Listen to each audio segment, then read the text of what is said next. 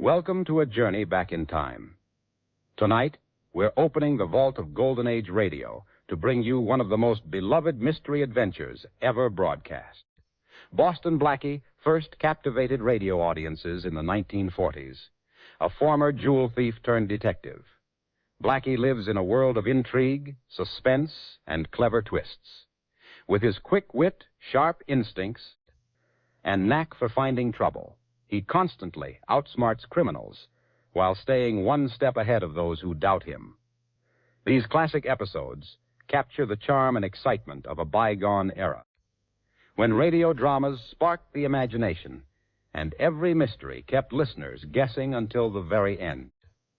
I've restored this vintage recording for those who enjoy the comfort of old stories and the nostalgic atmosphere of classic radio.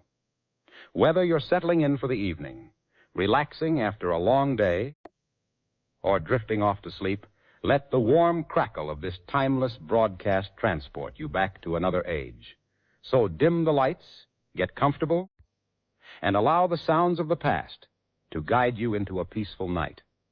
You're about to enter the world of Boston Blackie. Good night, and enjoy the show.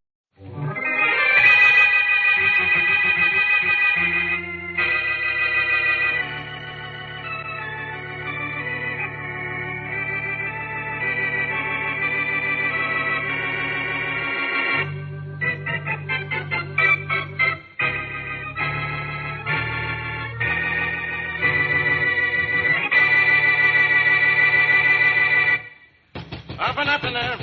Open up. This is the police. Are you sure this is Joan Thompson's room, Inspector Faraday? Sure, I'm sure. Hey, maybe she committed suicide, Inspector, hey? Huh?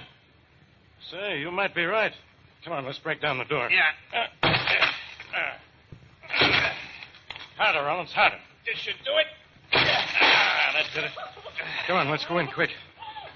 I don't smell no gas. Where's the light switch? Don't ask me. I'm a stranger here myself. Hey, hold it. Somebody's over there crying. Here's the light switch.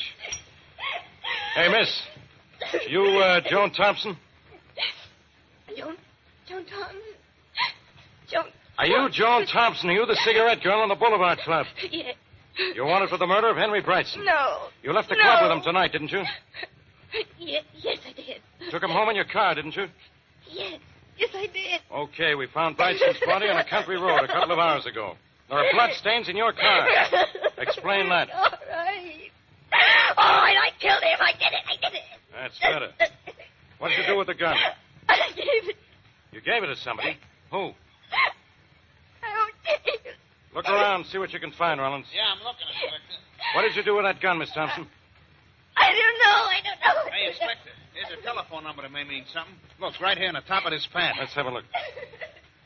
Well, I'll say it means something. You know that number, Inspector, hey? Know it. I could dial it in my sleep. That phone number is Boston Blackie's.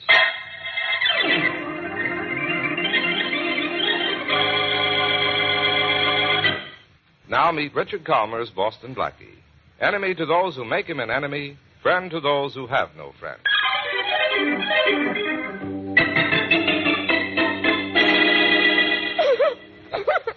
Look, Miss Thompson, crying isn't going to do you any good. You're going to answer my questions if it takes forever. I told you everything I know. I killed Henry Brightson, I admit it. But where's the gun? Oh, please, leave me alone. I told you Blackie was here. Yeah, but when and for how long? And why was he here? Oh, please, leave me alone. Did you give Blackie your gun? I don't remember. Well, start remembering. Did you give your gun to Blackie? Yes, I gave it to him. Okay, Miss Thompson, that's all I wanted to know. Give me a hand, Rollins. We're taking this girl to headquarters. Okay, lady, let's go. Hey, Inspector, this doll don't look too good, eh? Okay, so maybe she doesn't feel well. Maybe she needs a doctor. And maybe Blackie won't feel well either when he finds out he's going to need a lawyer.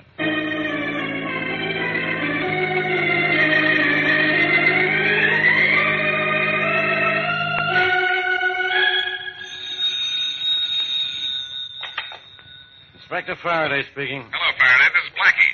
Blackie, I've been looking for you. So I hear. That's why I called. Yeah? Well, how does it feel to be a murder suspect? Completely natural. Now, what have I done?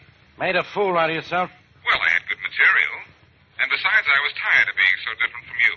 You won't be able to wisecrack your way out of this one, Blackie. I'm pinning this on you. Faraday, you have trouble pinning your badge on yourself. Okay, be a smart aleck if you want to. But why'd you do it, Blackie? Why did I do it? I don't even know what I've done. You're always so shy about telling me those things. You took Joan Thompson's gun. Oh, that? Yeah, that. The Thompson girl admits she killed Henry Brightson. Now, why did you have to get mixed up in it by taking her gun? Now you're an accessory after the fact. And you're a cop after the accessory. The cycle's complete. All right, Blackie. I've given you a chance to square yourself. You won't, so I'm coming to get you. Well, come on. It'll be nice seeing you again. Blackie, listen to me. Stop clowning for once and tell me, why did you do it? It's so simple, maybe after a few translations and the baby Talk, even you can understand it. This Joan Thompson used to be Mary Wesley's best friend. Since when does knowing Mary Wesley make an angel out of anybody? Mary Wesley's qualities are catching. Wait a minute, Faraday. Fold your wings, Mary. They're fluttering. Can't. When they're unfolded like this, they dust the walls so nicely. Blackie, is that Miss Wesley with you now? And you ought to see her, Faraday. She looks lovely. Maybe I will see her. Behind bars with you. She could be mixed up in this, too, you know. Look, Faraday, Mary didn't send me up there to take the gun away from the Thompson girl. I did that on my own. I don't trust your ballistics department. By the way, what caliber bullet killed Henry Brightson? None of your business. Well, I'm going to make it mine to keep you in business. So long, Faraday.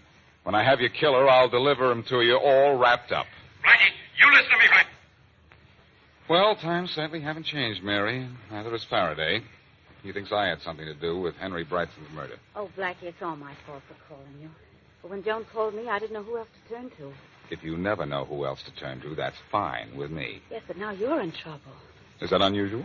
No, but I certainly wish it were. Oh, Blackie, what are we going to do? Prove Joan Thompson didn't kill Henry Brightson. But how? She admits she killed him. I think she's admitting that to cover up somebody. Why, of course. Why didn't I think of that? Because you're not a genius called Boston Blackie. Oh, well, genius, what now? Now I think we'll go out and make a night of it. A night of what? Oh, festivities at the Boulevard Club, where your friend Joan Thompson works. But why do we go there? To see if we can pick up a couple of clues before Faraday picks up a couple of us. As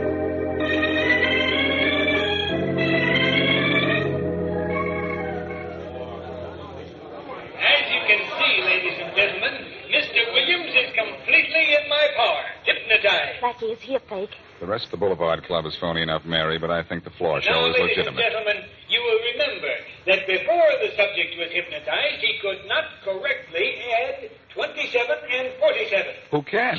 Now, while he is hypnotized, I will give the subject 3 figures to add, and his subconscious mind will calculate the answers with the speed of machinery. If this works, I should have been hypnotized in school. Weren't Listen you? to this, ladies and gentlemen. Mr. Williams, 257, 349, 581. Add those numbers together and give me the answer. 1,187. Ladies and gentlemen, add those figures yourself and you'll see that the answer is correct. Blackie, is it? I don't know. I'm still working on Oh, it. darling, don't write on the Now, ladies and tablecloth. gentlemen, I think our subject should wake up. Mr. Williams. Mr. Williams. Wake up. Wake up. Oh.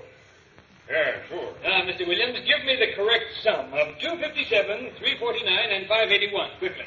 Are you kidding? This man would get through life better if he were hypnotized. Me too. Thank you, ladies and gentlemen. And thank you, Mr. Williams. You've been a good sport. Oh, shucks. Is that the end of the floor show? Seems to be. Blackie, was that medalist really on the level? I don't know. Well, here comes that Mr. Williams. Let's ask him about it, huh? All right. Say, Williams. You called me? Yes, have you got a minute? I'm awful sorry. I've got an awful memory for names and faces. I don't think I remember. Oh, you don't know us, Mr. Williams, but we'd like to ask you what it was like to be hypnotized. Were you really hypnotized? I'm afraid I was. Then there's really something to it, huh? Why, I'm not a professional stooge, if that's what you're thinking. I'm just a paying guest, same as you. You added those figures so quickly. Aren't you good with numbers normally? Terrible. I took math in high school for 3 years and just got by. I can hardly add 2 and 2. Well, how is it that you could add under hypnosis then? You'll have to ask a psychologist about that. Excuse me, please. I got people waiting at my table. Good night. Thanks for coming over. Well, that mentalist is really on the level then, isn't he, Blackie? Yes, I suppose there is a scientific explanation for hypnosis. It's part of the applied psychology course at colleges. Oh, golly, I think we better watch the clock. It's getting late, darling. Oh, all right. There's our waiter. Waiter! Right away, sir. Blackie, why don't you ask the waiter a few questions about Henry Brightson? What? And get thrown out? Mary, in places like this, the only question you ask is, how much is the check? Oh. Now, if the waiter mentions Brightson first, that's different. Then I could probably... Here he comes. You want something, sir? The check, please. Yes, sir. Here you are. Thanks. Enjoy the floor show? Very much. Almost had a little unscheduled show here last night. Our cigarette girl killed Henry Brightson. You read about it? Yes, we did. Sure was exciting. Police all over the place. Say, tell me, Yes? did the police, did they ever find the man Brightson came in with last night? I don't know why not. Dr. James Harris does not have to hide from anybody. He left a long time before Brightson did. Why would the police think Dr. Harris killed Brightson? Well, I don't know that they do. Say, how did that cigarette girl, what's her name, Joan Thompson, how did she get mixed up with Brightson? Well, when Brightson was about to... don't ask questions here, sir, because we do not know the answers. Oh, sorry. I'm sorry, sir, but we have a policy here never to talk about our customers. Important people come here, and it is not right. I'm sorry I asked. That's okay. Here, this should take care of the check. Thank you, sir. I'll be right back. Never mind, keep it. Thank you. Blackie, What's the matter, Mary? You look surprised. how did you know Brightson came in with someone else? I didn't. It was just a shot in the dark. Well, let's stay here until they turn out the lights, and maybe you can shoot for the answer to everything. Oh, no, we're getting out of here. Why? See that man over there? He's Edwards, the boss of this joint. Oh, he looks like the boss of a chain gang. Why not? He used to be a member of one. Look at those mugs he's talking to. And look at them, look at us. I think they're going to close in for a better look, too. That waiter must have told them that I was asking questions. Oh, Blackie, and those questions didn't do you any good either, did they? I know it. Well, come on. I'm going to see Joan in jail to try and put the pieces of this puzzle together before Edwards and his pals get the notion that we ought to be taken apart.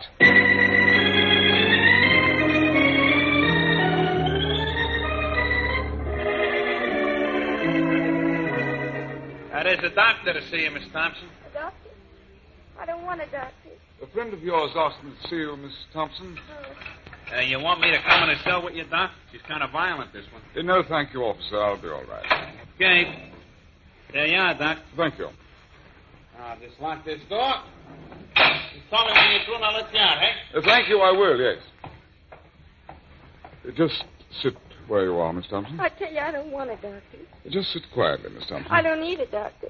I hope not, Joan, because I'm no doctor. What? But I'm what the doctor ordered, Boston Blackie. Blackie.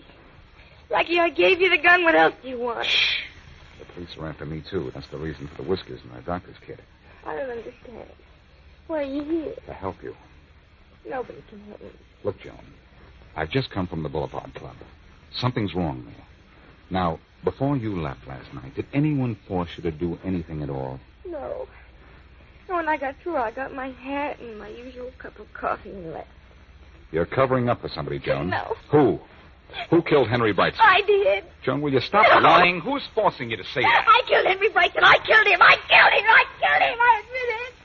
Now leave me alone. Joan, don't do this to me. I've hidden your gun because I thought you were innocent. Now tell me the truth, will you? Go away. I killed Henry Brightson. I admit it. I killed him. What more do you want? All right, Joan. If there's nothing more you can say, there's nothing more I can do.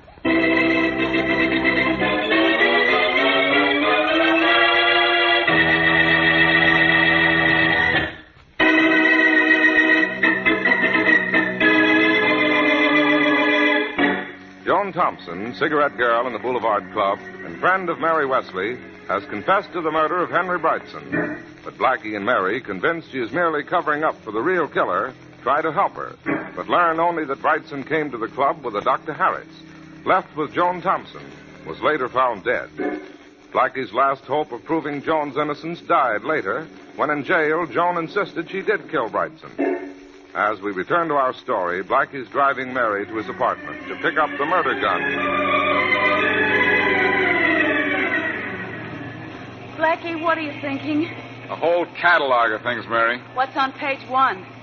I've never been faced with anything like this before. I know I'm licked. If Joan killed Brightson, she killed him, and that's that. Page 2? I still want to do something for her, but I don't know what. Well, first you're going to do something for yourself. You're going to get that gun out of your apartment. Yeah, that's what I'm going to do now, and send it to Faraday. Then what? Then I don't know what. Well, here's my street. Blackie, is that a police car in front of your apartment house? It's worse than that. It's Faraday's private cruiser. Oh. We're getting out of here. Hey, keep all 4 wheels on the ground, please. Phew. Sorry, Mary, but that was Faraday himself on the sidewalk, and I know what he's after. You, of course. First, Joan Thompson's gun in my apartment. His men are probably looking for it right now. Will they find it? I don't think so. But this means we have to find something ourselves. What? Well, remember that waiter at the Boulevard Club said Brightson arrived with a Dr. James Harris? Yes. Dr. Harris is a well-known drug specialist. He could tell me something important. What? Well, the real reason he left the club before Brightson did. That's one thing he could tell me. And what's another thing? Whether or not Joan Thompson can be under the influence of a drug that makes her believe she committed murder. And if he gives you that information, what'll you have? A prescription for murder to be filled at the nearest police station. Why, yes, Blackie, I know Harry Brightson's dead. I had a visit from Inspector Faraday of the police just a little while ago. Well, Faraday's really making an effort to earn his pay these days. But I'm sure there are a couple of questions he didn't ask you, Dr. Harris. Yes? You came to the club with Brightson last night. Why didn't you leave with him? Why, I had an emergency call. I can check on that, you know. Well, all right then. Brightson and I went to the Boulevard Club for a little private game with the owner, Jim Edwards. I dropped out. Because you ran out of money? No. I left because that game wasn't on the level. And I knew it. Who was crooked? Brightson. I told him so and left. Then what did you do? I came straight home. Got a gun, went back to the Boulevard Club, waited for Brightson to come out, followed him, then killed him. Now, look here. I didn't kill Brightson, I tell you. Yes, I know that's what you tell me. You can't drag me into this. You can't. All I want to do is drag the truth out of you. But I've told you the whole truth. All right. Let's forget the possibility that you might have killed Brightson for the moment. Aren't you a specialist in drugs? So what? Is there a drug that would make Joan Thompson, the cigarette girl, believe she killed Brightson? No. Drugs don't make people think they've done something they haven't done. Under the influence of drugs, people do forget, though. In other words, drugs don't enter into this at all. Being drugged would not make her confess to something she didn't do. I'll stake my reputation on that. Those are pretty high stakes, Dr. Harris. Let's just hope that before this is over, you don't have to pull them up.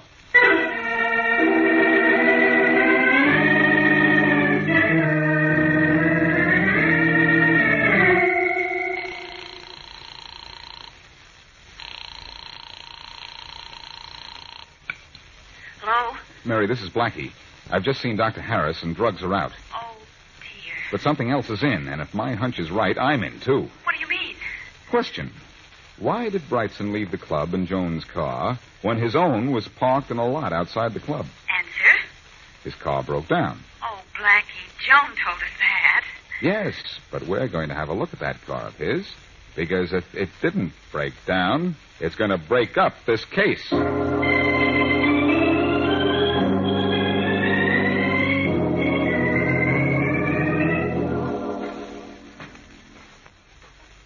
Here's Brightson's car in the parking lot, apparently right where he left it. How will you know whether or not there's something wrong with it? You're no mechanic. Well, I can try to be one, can't I? Yes, we'll have a look under the hood. That's where mechanics always start. Why aren't you observant? What do you see in there? Oh, come over, and you can look at it, too. It's an engine. You don't say. Mm-hmm. 8 cylinders. That bad? You're a big help. Well, you're the one that's pretending to be a mechanic. Uh-oh. See something? See those marks on the top of the engine block? Yeah, the little lines in the grease. Those were made when the contact wires to the spark plugs were removed. Well, yes, but couldn't they have just slipped off? All of them at once? No, Pet. Somebody was kidding around with this engine. Only he wasn't kidding.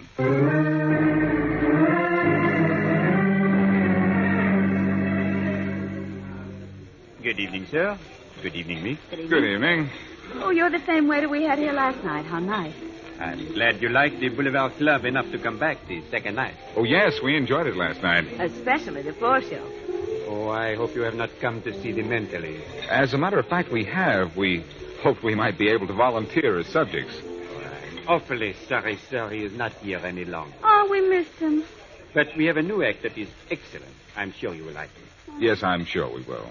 Now, what would you like for dinner this evening? We haven't decided yet. Could you give us a few more minutes? Let's go. All the time you want, sir. All the time you want. Well, Blackie, there goes your theory. And here I go to the telephone. What for? To call Faraday. Oh, Blackie, a little setback isn't going to make you give up, is it? No, Mary. A little inflammation is going to make me give out.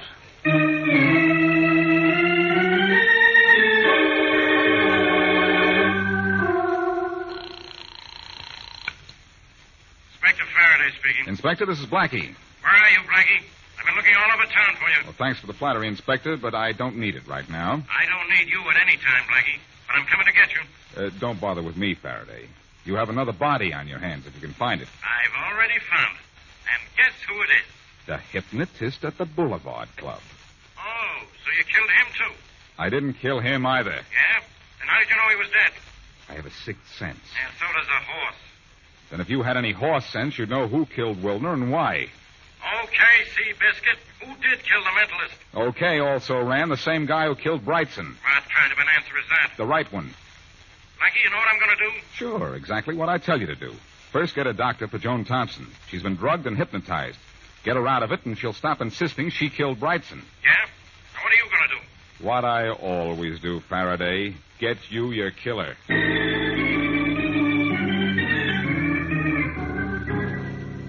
You want to do business with me, Blackie? That's right, Edwards. I have over some people every day who want to buy into this club of mine. I don't accept it.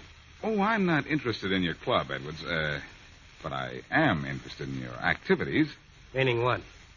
I think you killed Henry Brightson.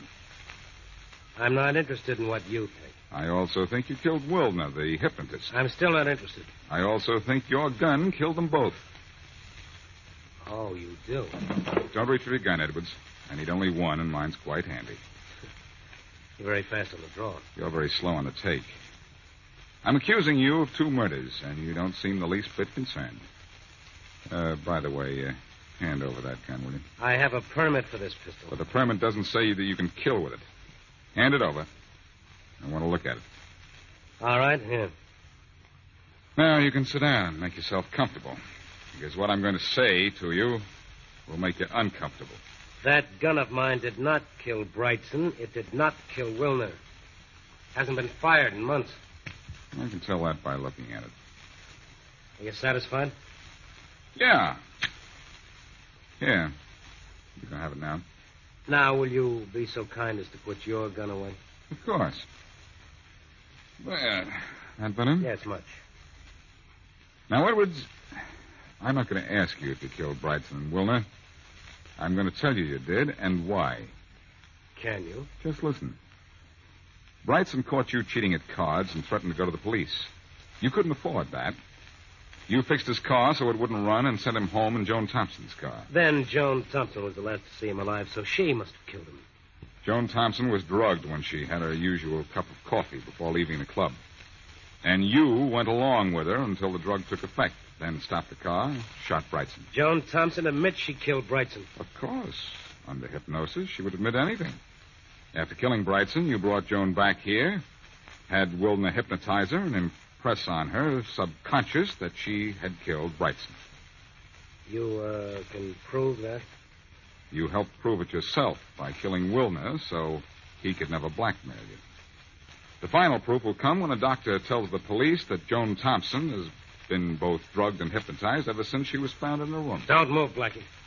I wouldn't give orders if I were you, Edwards. Then I'll let my gun speak for me. speaks sort of softly, doesn't it? Stay back, Blackie. My gun's just missing. I'll say it's missing, Edwards. It's missing its bullets. What? I took them out when I pretended to look at your gun. Why, you dirty... Oh, no, Edwards, please, don't call me names. It isn't fair. Because from now on, all anybody will be able to call you is a number.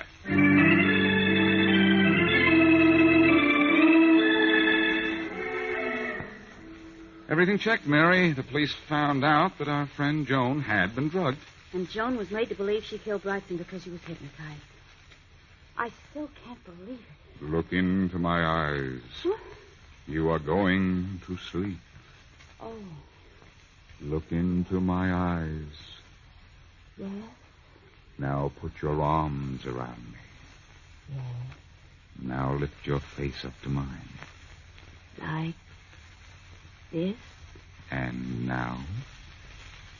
Now? This. Do you think I'm hypnotized? Well, maybe you aren't. But I am. Let's do that again.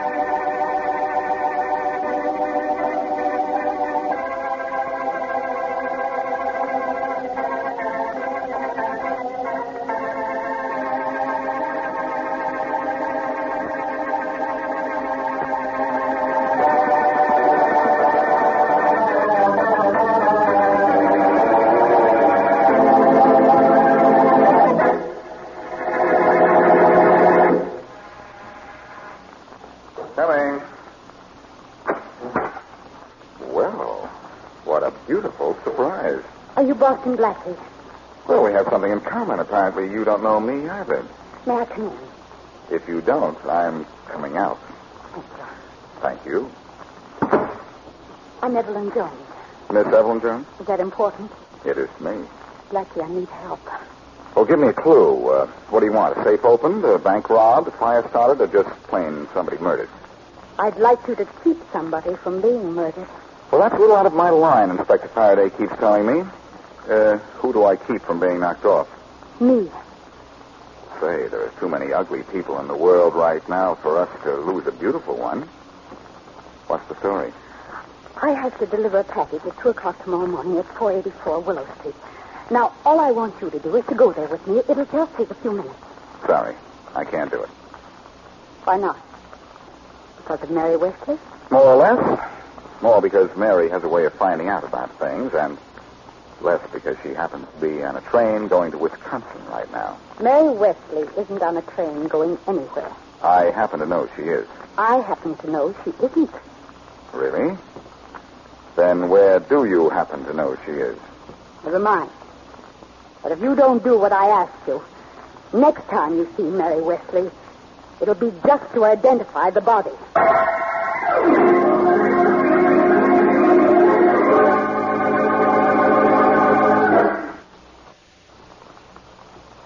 And now meet Richard Calmer's Boston Blackie. Enemy to those who make him an enemy, friend to those who have no friends.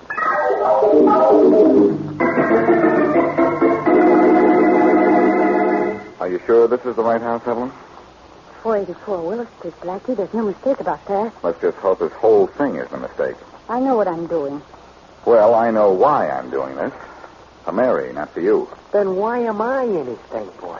Well, Shorty, I'm here to protect Evelyn, and you're here to protect me. Who's going to protect me? Evelyn. Everybody happy now? So, what do we do?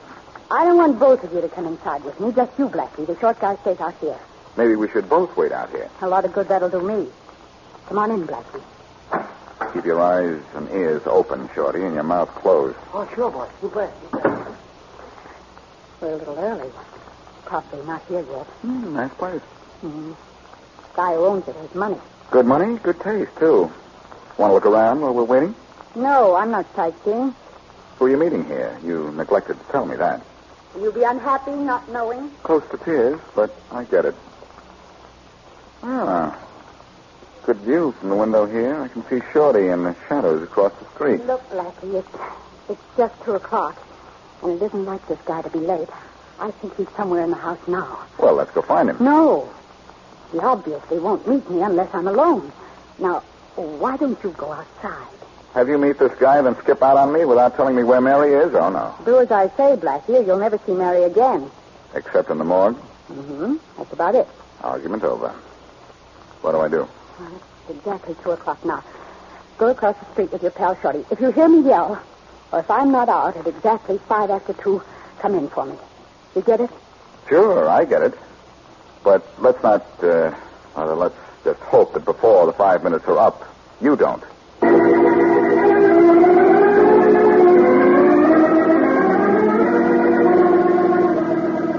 Hey, Blackie, it's been almost 5 minutes now, and I ain't seen nobody going to 484 across the street. Evelyn was probably right, Shorty. Whoever she was meeting was already in the house, just waiting for me to leave. Uh-oh. Time's up. Well, now what? Evelyn didn't yell for us, so we're going in to call for her.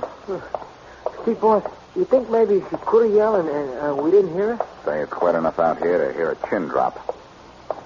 Come on, we'll both go in. Hey. The door's locked, huh? That won't hold us up for long. Look, I'll go look in the window and see what goes. Hey, no, Shorty, there's a gasoline station 2 blocks down the street. Beat it down there and call Faraday. I don't like the looks of this. Yeah, what'll I tell him? Tell him to send some men up here right away to 484 Willow Street. There's trouble. Oh, Darn it. What's the matter, boy? I'm a little nervous, I guess. The lock Jimmy slipped and scratched the door. Gosh, boss, can't you get the lock open? Yeah, there, it's open now. Beat it to that phone and call Faraday, quick. Yeah, sure, boss. You right. I'll run all the way, huh? Then get back here as fast as you can. Okay, boss. I'll be right back. Evelyn. Hey, Evelyn. Evelyn. Evelyn, where are you? Evelyn.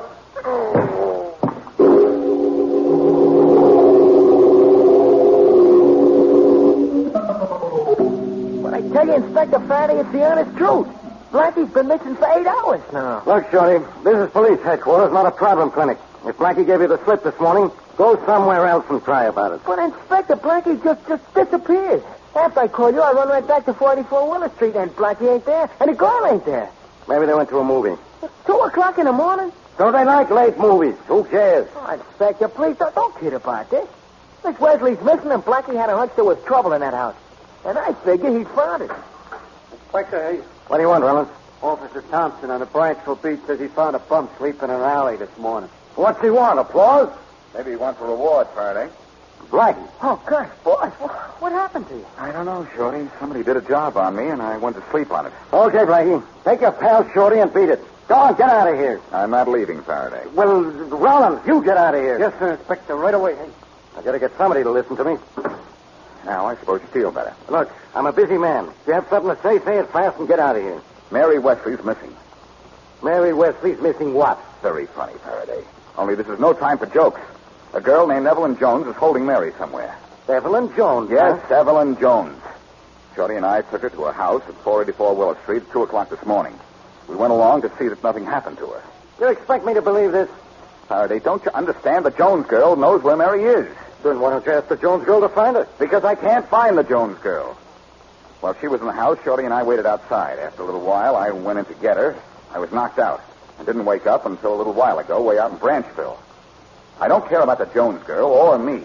But will you please get it into that thick head of yours that Mary's missing? Hold it, Blackie. Yeah?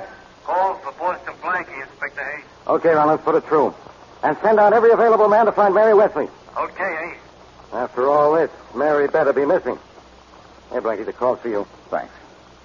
And, Inspector, thanks for giving that order to Rollins. I won't forget it. Hello. Hello, Blackie. This is Mary. Joe.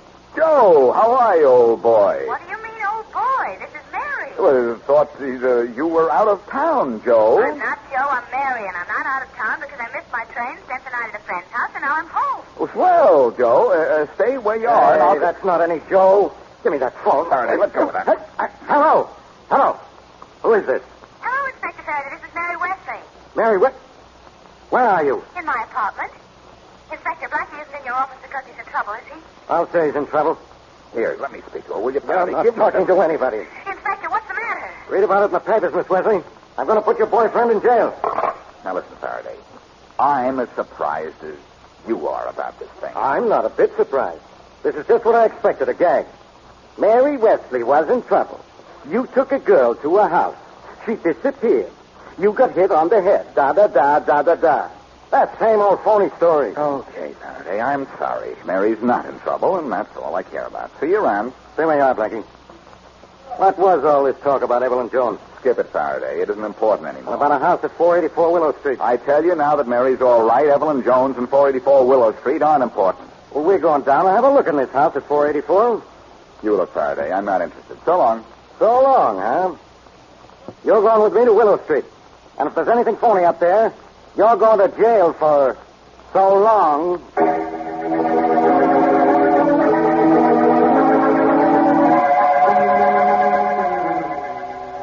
This is the house, Faraday, just as I described it to you. Yeah, on the outside, Blackie. Yeah, there's a house we come to with a Jones family, Inspector Faraday. Nobody asked you, Shorty.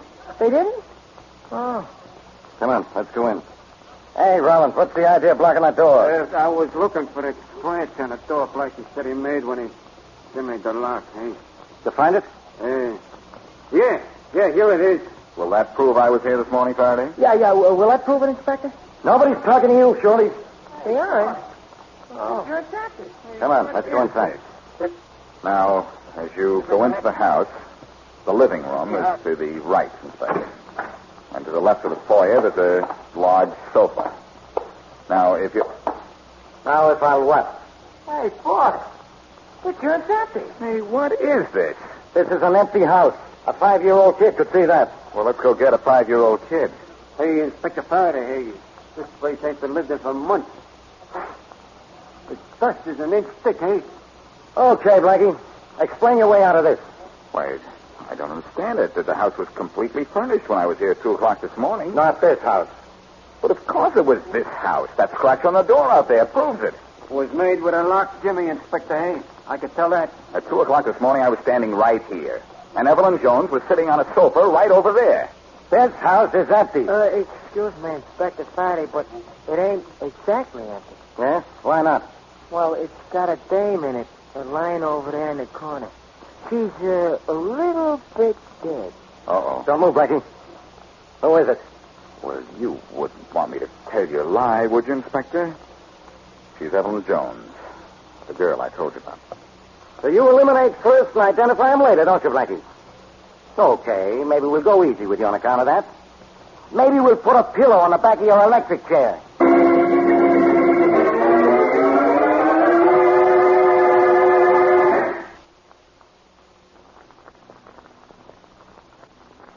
Now back to Boston Blackie.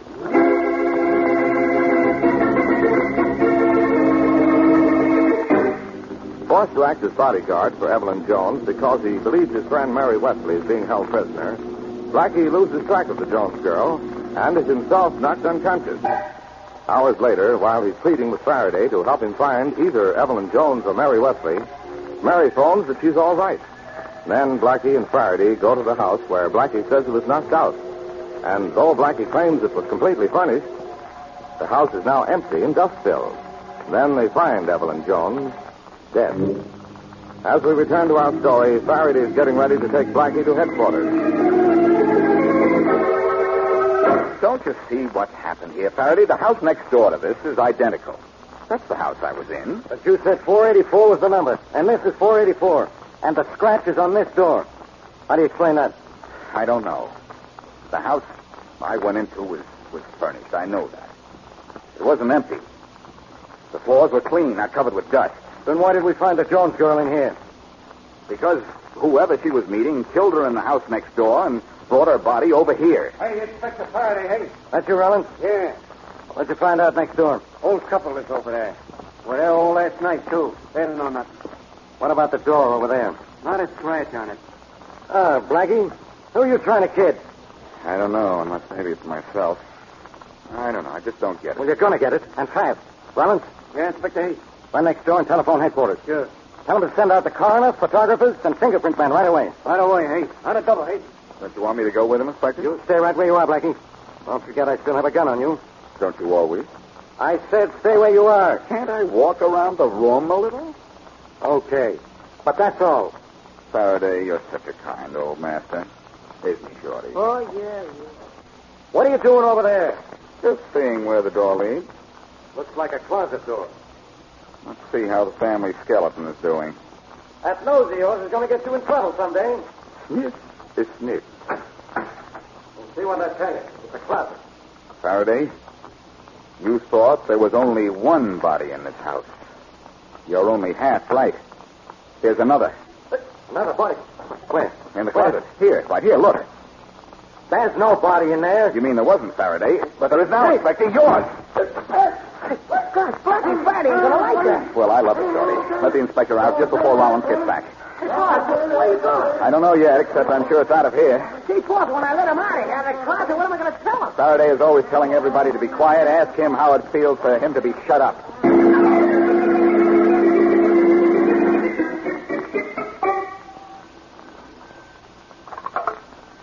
Hello? Mary, this is Blackie. Oh, Blackie. What's the matter? Just the usual. Faraday wants me for murder. Oh, Blackie. Not again. Oh, Mary. Yes, again. What are you going to do? Meet you in the lobby at 21 West 18th Street. What for? I want to see an apartment about a clue.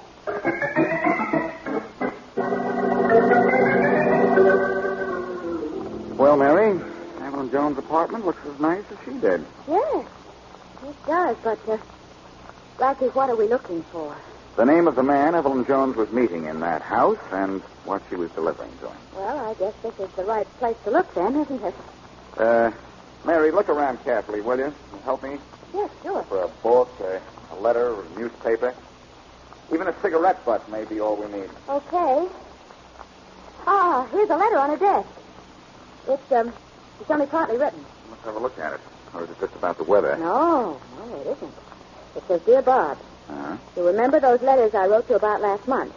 Well, it looks as if I'll be out there with you in a week or two, a very wealthy little girl. That's enough. That's all there is, then. It sounds to me as if she was blackmailing somebody. Definitely. Well, this explains her meeting somebody in that house at 2 a.m. and why she was afraid something would happen to her. Of course. She went to that house for the payoff. Only the payoff she got was not negotiable. Yes, but whom was she blackmailing? That, my sweet, is a question without an answer. I asked good ones, huh? You proud of me? That's the second question without an answer. Keep looking. Oh. Hey, what's this? Oh. Typewritten note of some kind. Blackie, look what it says. Yeah. Evelyn, meet me at 484 Willow J. Corrigan. That's it.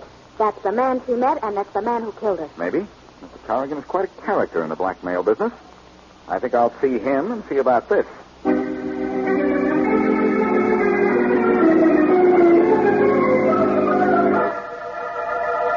All right, Corrigan. Let's have the whole story and straight. I've got nothing to hide from you, Blackie. I was doing business with Evelyn Jones. Were you blackmailing her, or was she blackmailing you? We were doing business together, Evelyn and I. Evelyn had the letters. I had the know-how. We were going to share a take of $100,000, 50-50. Who wrote those letters? A fella by the name of Gerald Lawson has enough dough to buy Fort Knox, lock, stock, and bullion. Oh, I get it. Evelyn didn't want to blackmail Lawson directly, so she hired you to do the job for half the stake. He couldn't have hired a better man. Then you met her at 484 Willow Street at 2 o'clock this morning, where she was to give you the letters. It was 3 o'clock, but she never showed up. 2 o'clock, 3 o'clock, it's unimportant. But what is important, Corrigan, is that you're lying. You not only saw her, you took the letters from her, then killed her so you wouldn't have to divide your $100,000. So? I have proof you planned to meet Evelyn in that house on Willow Street. A note you wrote to her. I found it in her apartment. I admit I wrote that letter. So what? So that means she was going there to meet you. So she was going there to meet me. I admit that's true. But you can't prove a thing against me, Blackie. Don't you think you ought to admit that?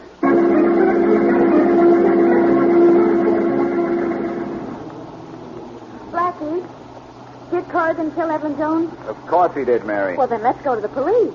We can't, Mary. I can't prove anything yet. But I'm going to let Corrigan convict himself. Will he? He has Evelyn's letters. He knows Gerald Lawson will pay him $100,000 for them. Oh, I see. When he goes to Mr. Lawson with the letters, he'll prove that he met Evelyn Jones.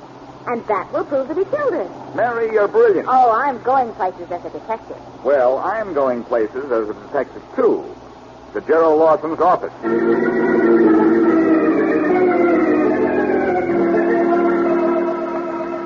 That door there, Mr. Blackie.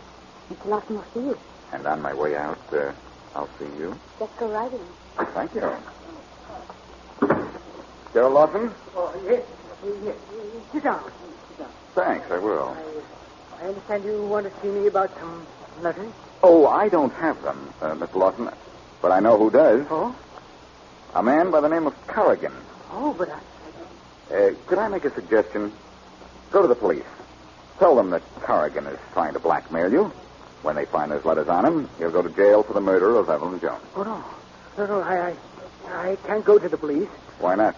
Those letters, I'd have to tell the police about them, and they'd probably be read, and well, I'd be ruined. I'd much rather pay any amount to Corrigan to get those letters privately. Well, then, maybe we'll have to do this the hard way. I don't care, but what do we do? We have to make Corrigan show up for those letters. That will prove he saw Evelyn, killed her, and took them from her. Oh, but I've already made it clear to him that I'll pay. All right. Let's write him a letter, have it delivered by messenger, and arrange a meeting for this afternoon. I'll hide nearby, and when he hands you the letters, we'll destroy them and hand Corrigan over to the police as Evelyn Jones' murderer.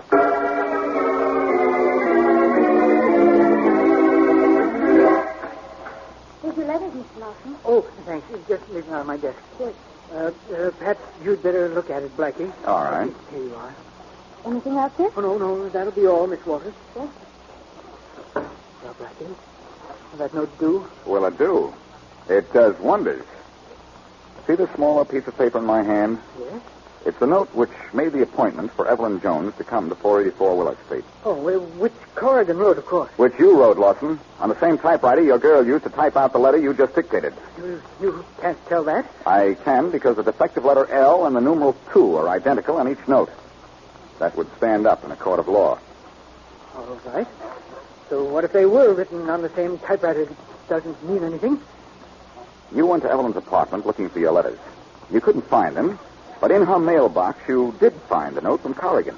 Evelyn hadn't seen it yet. This is nothing but theory. Theory can turn out to be the truth, you know. You brought Corrigan's note here to your office, destroyed it, then wrote one of your own to her, changing the time of the meeting from 3 o'clock, when Corrigan wanted to see her, to 2 o'clock. But Evelyn was found in Corrigan's house. You can never prove that I was in it. Glad you mentioned that house, Lawson. That's the one thing I still don't understand. But I'll go to work on that as soon as Faraday goes to work on you.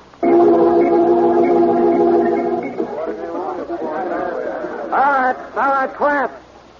Everybody in the lineup, Roland? Yes, Inspector. All right, keep them standing up there under those lights. Now, where's the old man who lives at 486 Willow Street? Right here, Mr. Faraday. Inspector Faraday. Quiet, Blackie. Yes, Mr. Faraday. All right, you. Which one of those guys in the lineup is Gerald Lawson? No.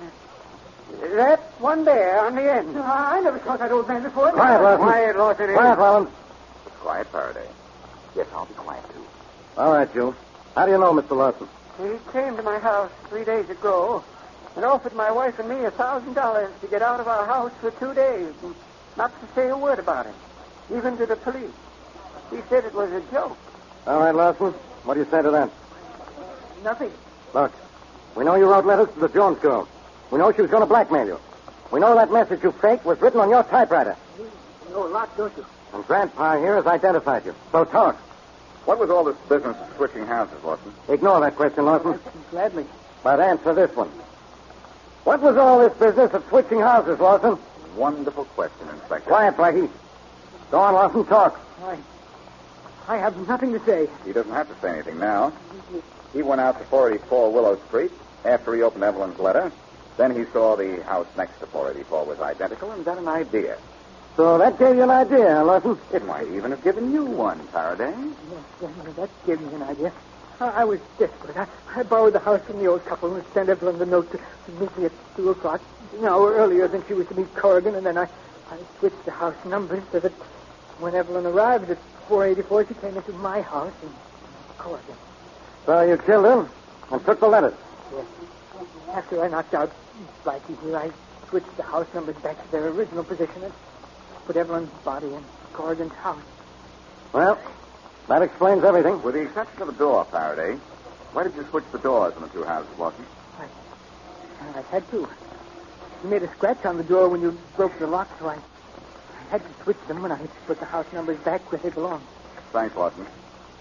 Well, Faraday, I've heard of one on the house, but this is the first house I've ever heard of that was one on us.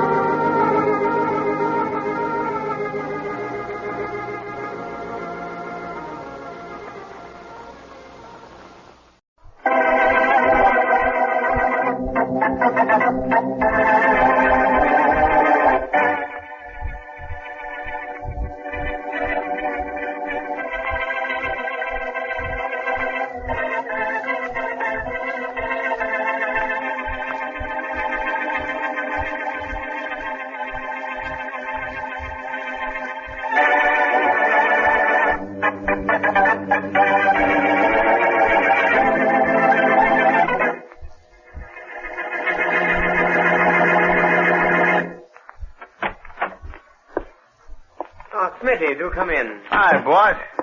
I must show you what I bought today. It's in my drawer here.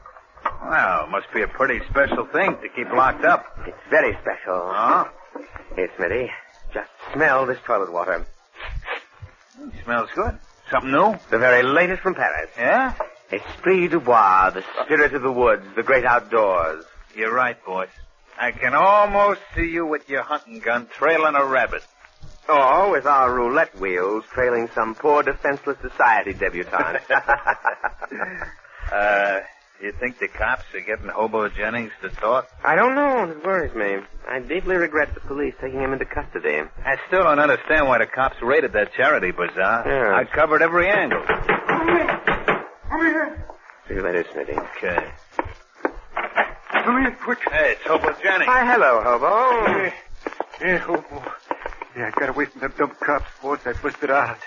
They couldn't hold me. What did you tell them, Hobo? Not a thing, boss. You know me. Yes, I do.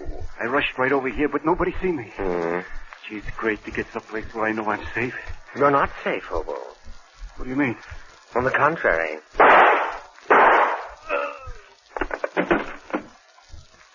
Boss, you killed him. Yes, I did. Why? Well, so far, Smitty, there's been no connection between me and these charity gambling affairs. Yeah? I want to keep it that way.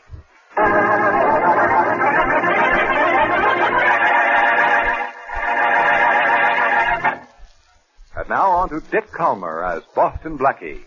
Enemy to those who make him an enemy, friend to those who have no friend.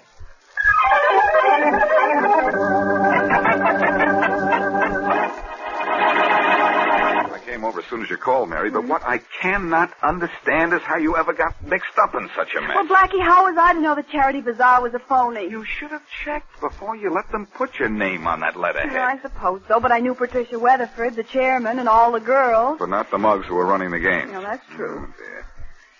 Yeah, it's too bad they let that hobo Jennings escape from the police. Yeah. Well, maybe he could have been made to tell who the top man... Sounds like company, Blackie. I guess so. But I'm not expecting anybody. Why, Inspector Faraday, what an unpleasant surprise. Come in. Get out of my way, Blackie. I want to talk to Miss Wesley. Huh? Go ahead. Mary isn't particular whom she talks to. I know. You're proof of that. Oh, now, hello, Inspector. Why did you hold out on me, Miss Wesley? Inspector, what kind of talk is that? Keep out of this, Blackie. Yes, quiet. Miss Wesley, why didn't you tell me you were in on this charity racket? I'm not in on any charity racket. I was only a member of the sponsoring committee. As I found out when I read the stationery. Oh? All right, why didn't you tell me? Well, did I tell you it was a phony? Yes. Well, I didn't know it at the time. Nobody ever knows anything when I'm around. Well, because of the example you set. Very unhumorous. What do either of you know about this hobo Jennings? Well, I only met him once, the night of the affair. Any idea why anyone should want Jennings killed? Jennings killed? There's an echo in here. What? Yeah, Blackie, we found him in an empty lot with a couple of empty holes in them. Any idea who might have done it, Miss Wesley? I told you I only met him once. Oh, don't worry, Faraday. As soon as you leave here, I'll try to find whoever it was that made a bum out of Hobo Jennings. Tighten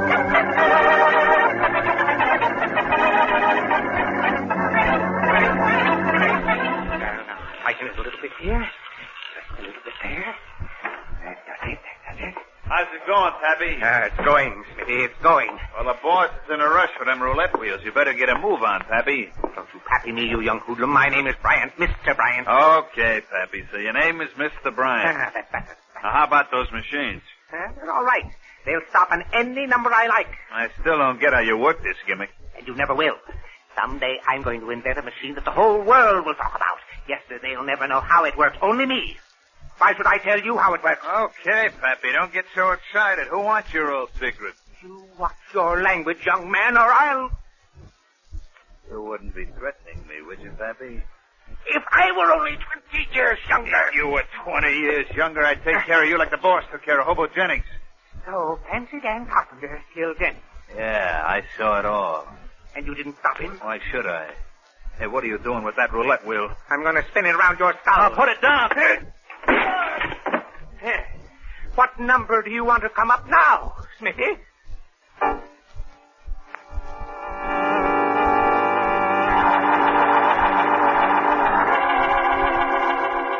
No sense going over to see your society friend, Mary. No, you're right, Blackie. Patricia can tell us what we want to know over the phone. Hello? Patricia, this is Mary. Mary Wesley? Oh, yes. Hello, Mary. Hello there. After what happened at the bazaar, I didn't think you'd ever speak to me again. Oh, it wasn't your fault. Some of the girls think it was. Oh, now that's silly. Here's why I called. Yes? Inspector Faraday from Homicide was questioning me. It seems that they found the body of Hobo Jennings. Hobo Jennings? Yes. You mean the man who ran the wheels for us? That's the one. But he was arrested. Well, he escaped, and he was murdered. Murdered? That's right. I just thought I'd let you know before the police came over. Yes. Thank you, Mary. Goodbye. Bye.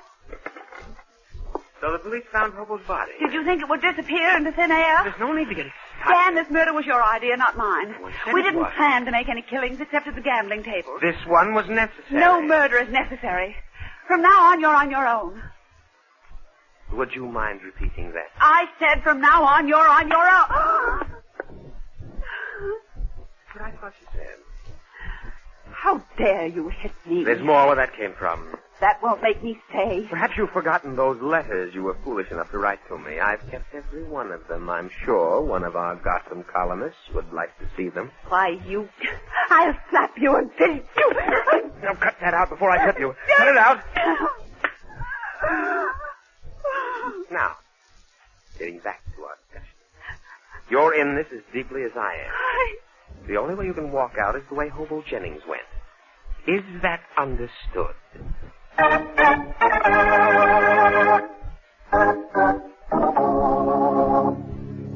If there's any information on Hobo Jennings, Mary, this newspaper mark is sure to have it. Oh, here comes Freddie now. Oh, yeah. Got you those clippings on Hobo Jennings, Blackie. Thanks, Fred. Only Morgantown where you get live stuff. That's us. That's a joke, Blackie. Don't you get it? Sure, Frank, sure. Okay, I can take a hint. Call me when you want me. Okay. Look, Mary, here's a complete biography on Jennings. Yeah? Robert Bryant, alias Hobo Jennings, alias Robert Jones. Quite a few aliases. First offense, stealing. Thanks for reasons. Well, he went through his regular training course, all right. Just another punk. Wasn't there anything else in there? No, just routine stuff. Dear. Come on, let's go down to headquarters. Maybe Faraday found out something about the boss of the charity racket that will help us help him.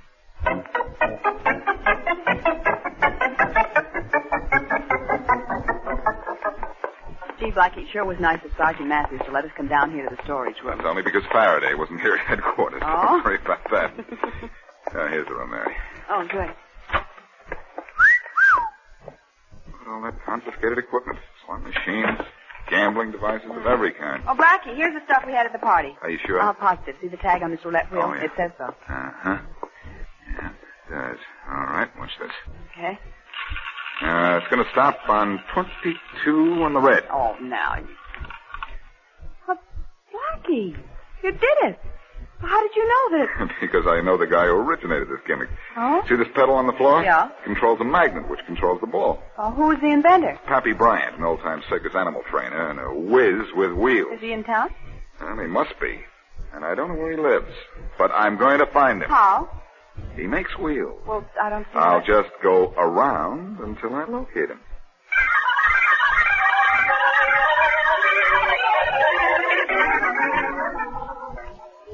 Miss Weatherford? I beg your pardon. Oh, come off it, Miss Weatherford. There are no cops around. You can talk to me. Oh, you're... Bryant, one of Dan Carpenter's names. I don't know what you're talking about. Now, look, little lady, I've been waiting outside your apartment house. I seen Dan walk out. I know he was with you. What do you want? Money? You don't have enough. Then what do you want? Come to the point. I'm busy. You can take time for this. Please. That policeman on the corner is watching us. Let him. I can talk to a pretty girl if I want to. Now, what did Dan have to say to you? Don't you think you'd better ask him? I'm asking you. You're hurting my arm. Well, talk. I wanted him to leave me alone. But he wouldn't. Said the only way I could get out was the way Hobo Jennings went. So it's true. What's true? Never mind. Better you don't know. Is that all you wanted? Yes, and just a tip. If you say anything about this to Dan, it'll be the last thing you'll ever say.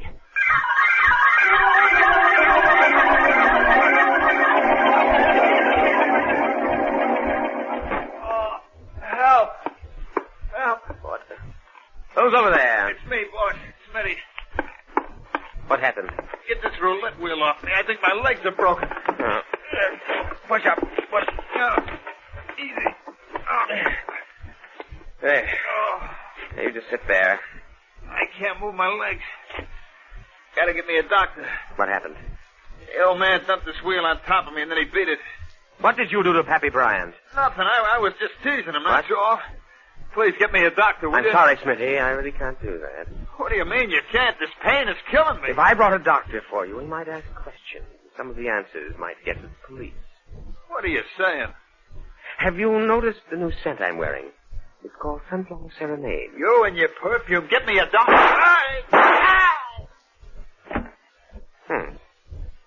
At least he died with pleasant odor in the room.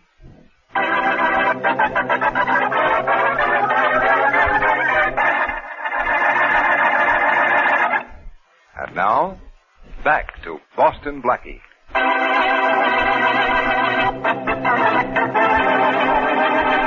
Mary Wesley, Blackie's girlfriend, becomes involved in a murder because of a crooked charity which he innocently helped sponsor. The dead man is Hobo Jennings, who had been held by the police for questioning and had escaped, only to be shot by his boss, Fancy Dan Carpenter. Also involved is Patricia Weatherford, one of the town's leading debutantes who was chairman of the affair. Blackie decides to step into the case and learns that the roulette wheels of the charity affair had been gimmicked by one Pappy Bryant. Blackie goes in search of Bryant. But in the meantime, Dan Carpenter has killed Smitty, another of his henchmen. As we return to our story, Inspector Faraday and Sergeant Matthews are on their way to find Smitty's body.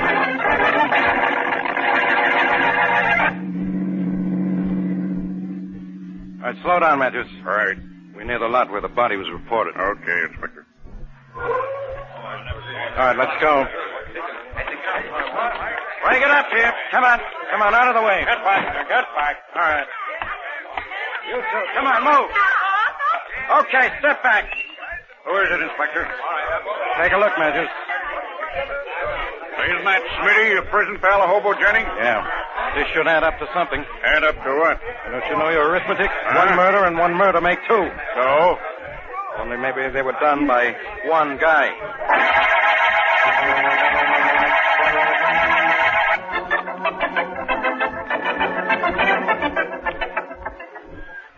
Those lions sure look ferocious. That's right, Mr. Why, it is from Boston Blackie. Hello, Brian. Still can't forget the sick days, huh? I was hoping you wouldn't. Oh? What brings you to the zoo? You. I was sure you'd be somewhere around animals if you had any spare time, and here you are. You're looking for me? Yeah. Thought you might give me some answers to a couple of questions about roulette wheels the police confiscated. Those gimmick wheels, you recognize them? That's right, Brian. They had your touch. Blackie, someday I'm going to gimmick a machine that'll make the world sit up and take notice. Uh-huh. I haven't been appreciated. That's the trouble. Yeah. Just wait till I develop this new gimmick. Brian, who gimmicked Hobo Jennings? I can't help you on that, Blackie. Who hired you to fix those wheels? I won't tell you, Blackie, but I will say this. The stuff he uses to make him smell good doesn't help him a bit.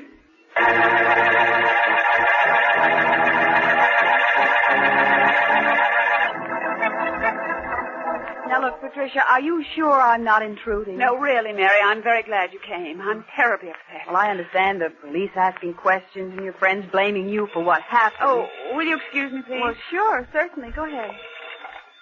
Hello? Patricia, I want you to come right over. I'm sorry, Dan, I can't. I'm busy. Patricia, you'd better come over here. You wouldn't like it if I came to you. Oh, all right, Dan, I'll be there. Mary, I'm so sorry. You'll have to forgive me. But that was an urgent call from a friend of mine. You do understand, don't you? Well, I wish I did, Patricia. I sure wish I did.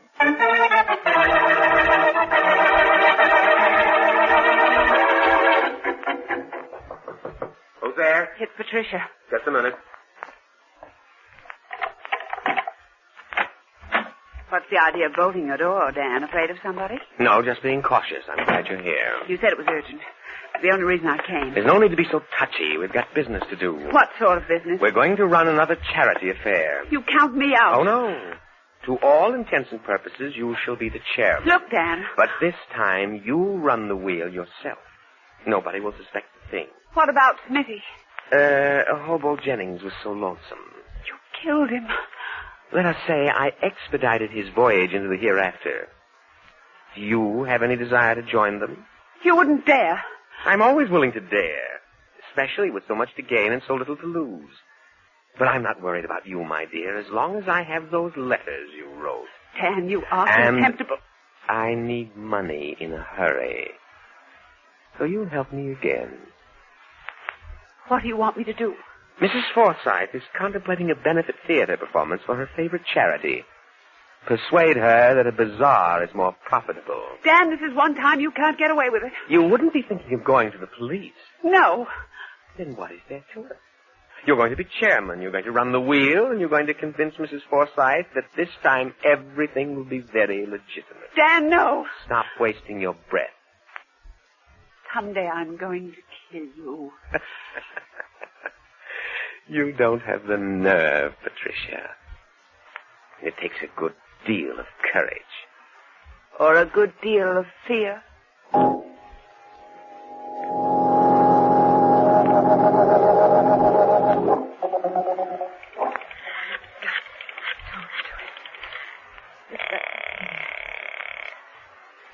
Police headquarters, Sergeant Matthews speaking.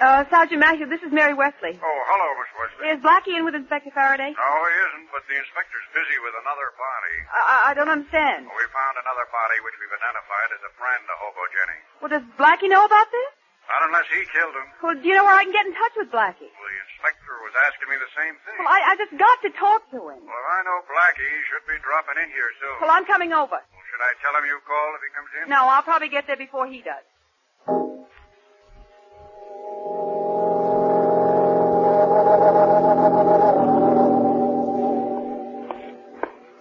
Hi, Blackie. Hello, Matthews. Faraday in? In and steaming like mad. We found another body. Oh, really? Who's it this time? A punk named Smitty. Used to be a pal of this Hobo Jennings. Oh. You'd better take it easy with the inspector. I don't think he's too happy. I'll do my best to cheer him up. Hello, Faraday. Heard you found another body. Too bad it wasn't yours. Now, is that a nice way to treat a guy who's going to solve the murder for you? Murderers, Blackie. They're connected, and there were two of them. And if you don't leave me alone, there'll be three. Got any leads on the killer? Not yet, but I'm working on it. Yeah, at least to give you something to do for the next 10 years. Now, I have an idea. Now, leave it alone. It'll go away. Faraday, what mug comes to your mind when I say fancy smell? What's that got to do with these murders? Everything. Ever hear of a character named Fancy Dan Carpenter? Huh? I think he's the head of this charity racket. And probably the killer of both Smitty and Jennings. Where'd you find out about Carpenter? From Pappy Bryant.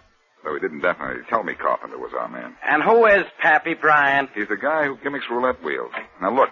Well, Blackie, I thought I'd find you here. What is it, Mary? I think Patricia Weatherford's in trouble. Of course she's in trouble. Did we clear up the Jennings murder? Well, Inspector, I was with her when somebody called. That's right.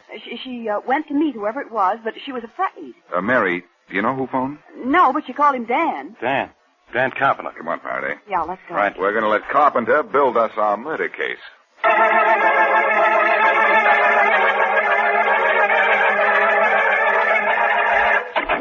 Open up, Carpenter. We know you're in there. This door's locked from the other side, Faraday, so we can break it down. Okay, Blackie, let's go. Okay, Carpenter. But... Well. Carpenter's here, all right. But he's dead. Shot. I can see that for myself. What else do you say? He committed suicide. Wrong as usual, Faraday. He was murdered. Carpenter is slumped over his desk with a bullet in him. The front door is bolted from the inside. The bars on those windows are stronger than our jail.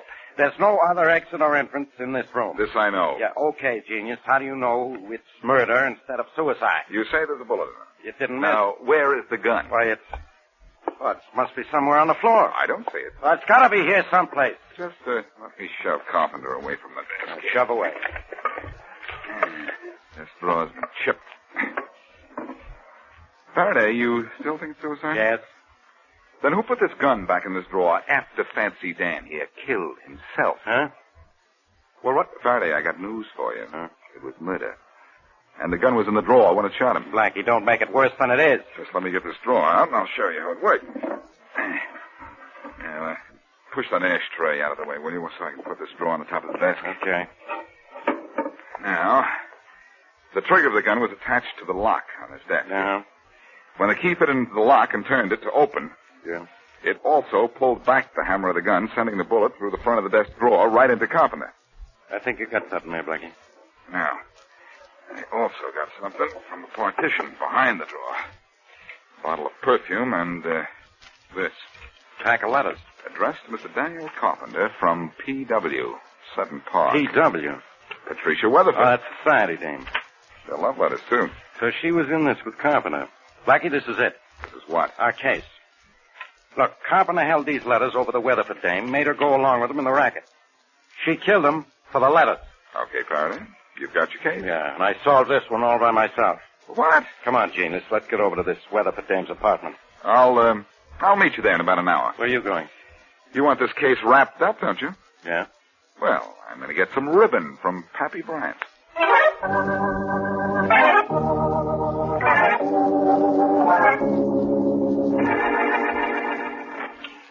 Only suckers play the wheel, Pappy. Well, who's that? It's me, Pappy. Blackie. How'd you find this place? The address was inside Carpenter's desk drawer. Carpenter's Mm-hmm. What were you doing here? Well, we wanted to talk to him, but we couldn't. Wasn't he home? Yeah, but he wasn't talking. He's dead. Who did it? Can't figure it out. Looked like suicide when we broke into the apartment. Whoever did kill him was quite a genius. How can a killer be a genius? Well, this one was. He figured the neatest trick I've ever seen. Well, what was it?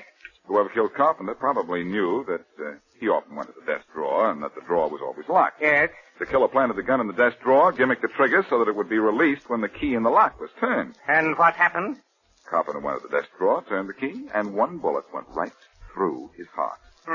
Too bad you couldn't get away with it, Pappy. Huh? I know you're the one who gimmicked the lock. You're crazy, Blackie. Why should I kill Carpenter? He was paying me good money, a good job. Why should I kill him? Revenge? Revenge? For what? Carpenter killed Hobo Jennings and Smitty, didn't he? Yeah, but what do they have to do with me? Hobo Jennings has a lot to do with you, hasn't he? I don't know what you're talking about. On the way over here, I remembered what I'd read in the newspaper morgue. Robert Bryant, alias Hobo Jennings. Jennings was your son, wasn't he? That's right, Blackie, and that smell-crazy rat killed him. When my boy got away from the cops, he killed Smitty, too. But you killed Carpenter. Sure, I killed Carpenter, just like I'm going to kill you. Put that wheel down, Bryant. Sure, Blackie, on top of you.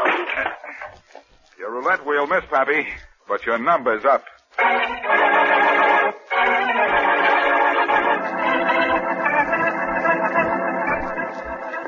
Roddy do do do do do do do do do. I've been waiting for you here in Miss Weatherford's apartment, Blackie. Oh, that's nice. Seems like she insists she's innocent. I am. She is. Now, look, Blackie, you know she's guilty. What are you handing me? I've already handed it to you. Your killer is down at headquarters and dictated a complete confession to Sergeant Matthews. Oh, thank heaven. So you're Miss Weatherford. Yes. And you're Boston Blackie? And I'm little Goldilocks. Blackie, what's this all about? Miss Weatherford did not kill Dan Carpenter. That's what I told the inspector, but he didn't believe me. Well, you had good reason to kill him. Oh, thanks. You didn't. Thank you. For nothing. Blackie, if she didn't kill Carpenter, who did? Pappy Bryant. There we go with this Bryant character. Where does he fit into this? He killed Carpenter because Carpenter killed his son, Hobo Jennings, whose real name was Robert Bryant. Blackie, how did you figure this? Easy. What? Realized that only a mechanical whiz could fix that cute trick that killed Carpenter. And even though Miss Weatherford is a cute trick, she was no mechanical whiz.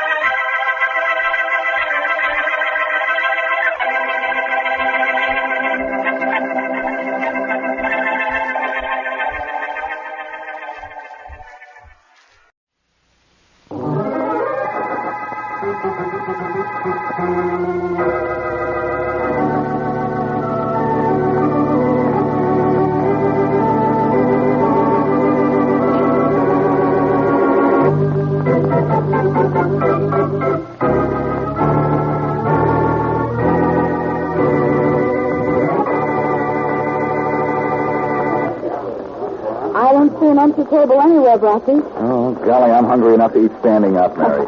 Good evening. Table for two? Yes, please. Right this way, sir. Sounds as if we're in luck, Mary. We're getting a table. It's probably because they don't know us here. Good point. The things I put up with on account of your reputation. My reputation? I think the young lady will be comfortable on this side. Oh, thank you. Dinner, sir? Yes, I think so. What do you mean you think so? All right, dinner. I always recommend the filet mignon to those who come into my restaurant for the first time. I'm sure you'll like it. I'll have a waiter take your order right away. Thank you. I wonder if I have a filet mignon look on my face now. When don't you? Oh, you. Hey, Blackie, a man's coming over to our table. You know him? Excuse me, but aren't you Boston Blackie? Yes, I am. My name is Bill Crane. Do you mind if I sit down just for a moment? Why, sure, yes. Thank you. Blackie, for days I've been trying to get up nerve enough to phone you. When I saw you come in, I knew it was now or never. Oh, excuse me. This is Mary Wesley. How do you do, Mr. How do you do? You wanted to phone me, Crane? What about? I'm an attorney, Blackie. You look pretty young to be practicing law. Well, I've had only a few cases and lost my only big one. I was defending Jack King. Oh, I remember that case. He was sent to prison for forgery. That's right, Miss Wesley. I was Jack King's lawyer. Oh, that was months ago. You shouldn't feel too badly about losing. King was guilty. That's not true. I don't have any proof, but King is innocent. Well, they all say they're innocent. Blackie, won't you help me? Forget the case, Crane. It's no disgrace to lose. Well, I suppose I don't have a right to ask you for help. In fact, if Charlie Kingston hadn't suggested I talk to you, I wouldn't have bothered you now at all. Oh, Charlie Kingston asked you to see me. Yes, he did. Well, if you're Charlie's friend, I'll do anything I can. Tell me all about Jack King. Not here, Blackie. I don't want anyone to hear what I have to say.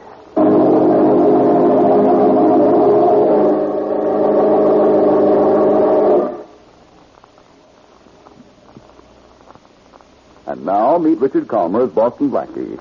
Enemy to those who make him an enemy. Friend to those who have no friends.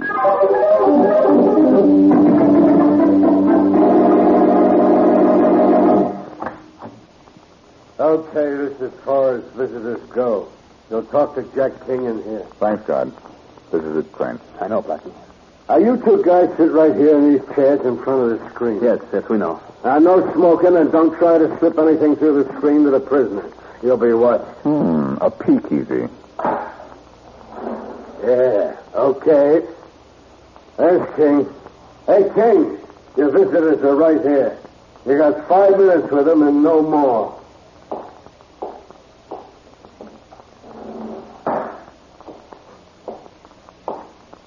Hello, Jack. How are you? Oh, all right, Bill. I'm Sidwin. Jack, this is Boston Blackie. Glad to know you, Blackie. How are you? Now, look, Jack. I've told Blackie everything. I gave him the names of the 3 witnesses who testified against you. I'm going to start with them. It's obvious they were fixed. Sure they were fixed. One guy identified me. I've never even seen him before. Now, look, Jack, I hope you don't mind, but I thought it would be smart to tell Blackie everything. Even about Iowa City. That's okay. I served time out in Iowa City. I just got out 2 years ago. That wasn't mentioned at your trial, was it, Jack? No, I served time under another name. There's one thing I haven't told you yet, though, Blackie. The one man in the world who could have cleared Jack was murdered the day Jack went to trial. Well, that just about proves you were framed, Jack. Sure, but what can you do about it? All I have to do is find the guy who killed your witness, Jack. Because if he isn't the man who framed you, he's a lead to the man who did.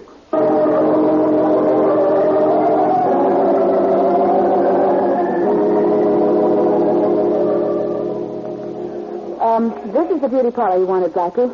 Carson's at 600 Erie Avenue. Well, Bill Crane gave me the right dope, Mary. King used to manage this place, and the cashier is one of the 3 witnesses who testified against Well, then suppose you go right in and start asking questions. No.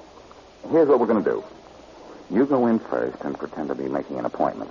I'll come in a few seconds later and talk to her then. Oh, and I pretend I don't know you, huh? That's right. I see. If the cashier was fixed, she'll get scared and have to talk to somebody.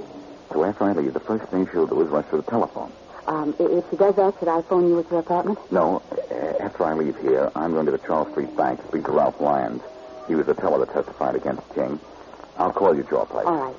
Now, go in, and no matter what happens, You don't know me. Now, do you understand? I'll be good, Daddy. And if you have to get a manicure before you find out anything, I'll pay for it. I'll say you will. I may have to get a permanent, too.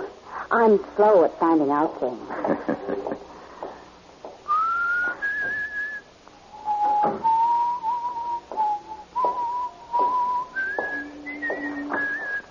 Something I can do for you, sir? Oh, good afternoon. Are you Lillian Birch? Why, yes, I am. Well, I'm Boston Blackie. I'd like to ask you a few questions about the Jack King case. Oh, yes.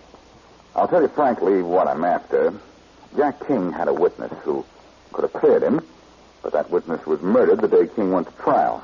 I don't know anything about that. Maybe not, but if I can find that murderer, I can find the man who framed King. Now, what was the story you told at the trial, Miss Birch? Well, Mr. King was manager here. We buy all our beauty supplies from Henry Lawrence, the wholesaler. It's really a big order each month, so every now and then Mr. Lawrence would send Mr. King a check for $50 or $100, a sort of thank you, I guess. Well, what about the check that was forged? Well, one day Mr. King gave me a check for $10,000. It was from Henry Lawrence.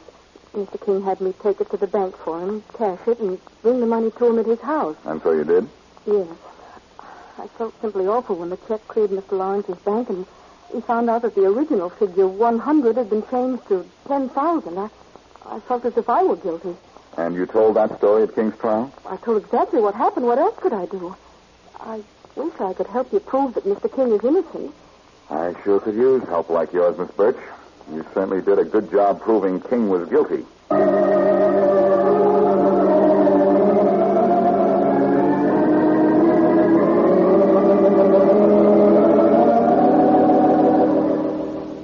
Something I can do for you, sir. This is the Charles Street Bank? Yes. You're the manager? Yes, I am. I'm Boston Blackie. I'd like to speak to one of your tellers, Ralph Lyons. Are you a friend of his? Yes, I am. Well, then, I suppose I can tell you. You suppose you can tell me what? The police just told us that Ralph Lyons was shot on the street 10 minutes ago.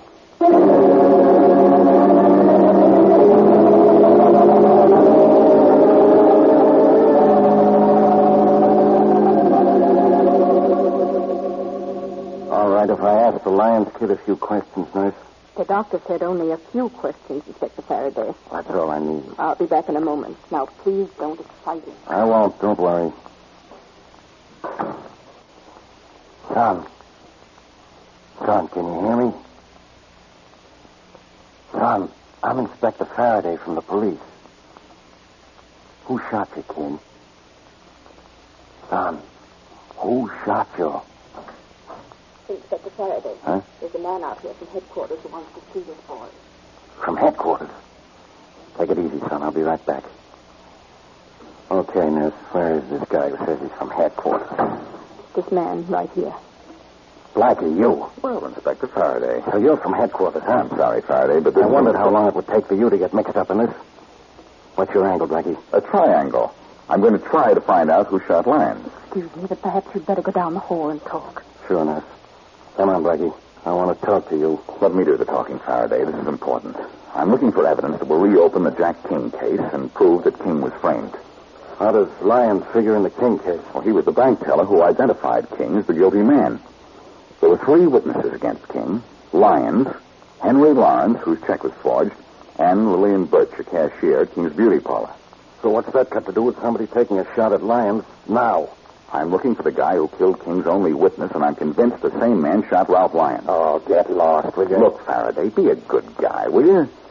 And maybe I'll tell you who tipped somebody to have Lyons killed. Yeah? Who? Wait till I make a phone call. I'll tell you. Hey, look. What do you mean you know who tipped somebody to shoot Lyons? A little while ago, I talked to Lillian Birch, one of the witnesses against Jack King. I told her I was looking for the man who killed his only witness. She looked a little scared when I left. So what? So I figured that the minute I was out that door, she'd run to the phone and tell somebody the King case was being investigated. She did, and that somebody got to Lyons with a bullet to shut him up. How can you check whether or not she went to a phone? I left Mary there to watch her. I'm calling her now, Faraday. Yeah, this one's in the bag. When I figure right on the nose. Hello? Oh, Mary, this is Blackie. What happened at the beauty parlor after I left? I happened to get my hair done. And you owe me $20. Oh, never mind the jokes, Mary. What did Lillian Birch do after I left? Nothing. She didn't go to the phone right away? She didn't go near the phone, and I watched it for 3 hours. Is that bad, Blackie? It's awful. I'll call you back later. Goodbye. Well, go ahead and gloat, Faraday. The cashier didn't make that call. So this was in the bag, huh, wise guy? Okay, so I was wrong. We still got a lead on the guy I'm after. Yeah? But it's our last chance. That kid in there. All we have to do is to find out who shot him. Well, come on. Let's talk to him. But go easy on your questions, Faraday. Remember, if he can't tell us who shot him, nobody can. One moment, please. Oh, nurse, we've got to talk to that kid again. It's important. I'm afraid you're a little too late, gentlemen. The boy is dead.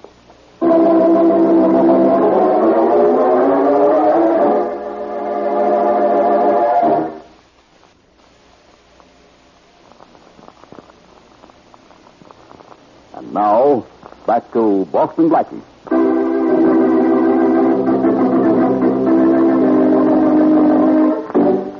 In an effort to prove that Jack King, in jail for forgery, is an innocent man, Blackie has sought out the 3 witnesses whose testimony clinched King's conviction. Blackie suspects that the witnesses were fixed. The first witness, Lillian Birch, tells the story of the forgery. The second, Ralph Lyons, the bank teller, is shot and killed before Blackie can talk to him. As we return to our story, Mary and Blackie are outside the restaurant where, the night before, Jack King's lawyer had interested Blackie in his client's case.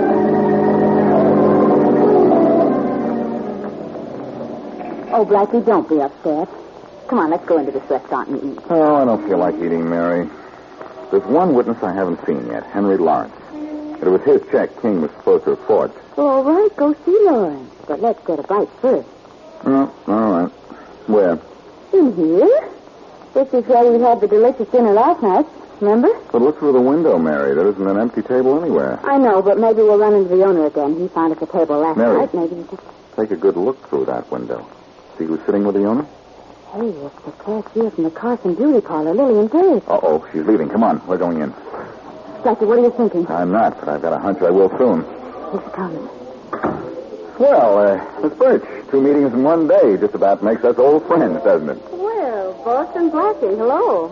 How's your investigation coming along? It's not doing very well. Oh, it's too bad. Well, it's nice seeing you again. Here, let me open the door for you. Well, goodbye till the next time, if there is a next time. I'll make sure there is, Miss Birch. Blackie, do you flirt with every single girl you see? Absolutely not, Mary. Some of them are, well, they're a little too far away. Oh. Come on, let's find a table. Good evening. Table for... Oh, good evening. Glad to see you again. Table for 2? Of course. Right this way. How do you like being remembered? Well, why shouldn't he remember us? We were here only last night. I think I'll be comfortable at this table here. Thanks.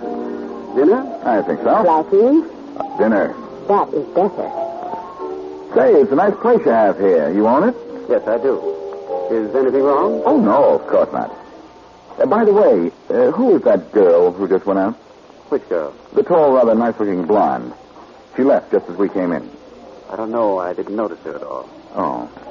Oh, my fork. I knocked it off the table. Well, don't bother to pick it up. I'll get you another from this table.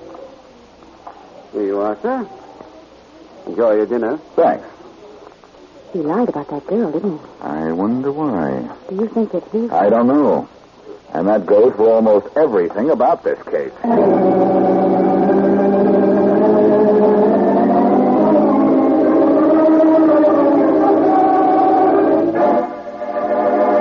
Look, Lawrence, don't give me any phony answers because I didn't give you any phony reasons for my being here. I was the victim of that forgery, Blackie.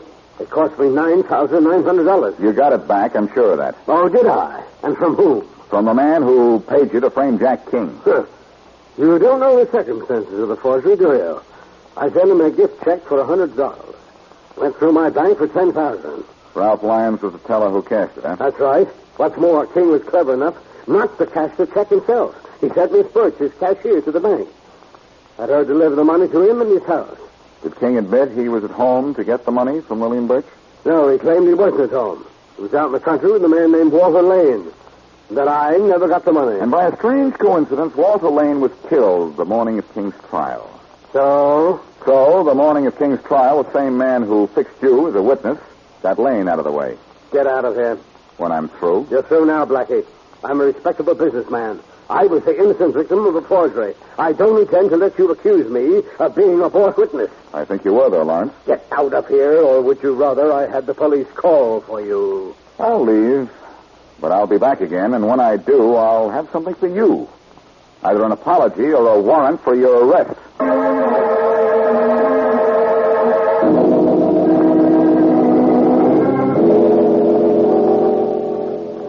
Oh, Blackie. What if Inspector Faraday catches us here at headquarters looking at his files? Faraday has trouble catching cold. Okay, I hope you're right. Are you sure this is the file we want, though? It says Walter Lane, but it might not be the right one. It's the right one, Mary.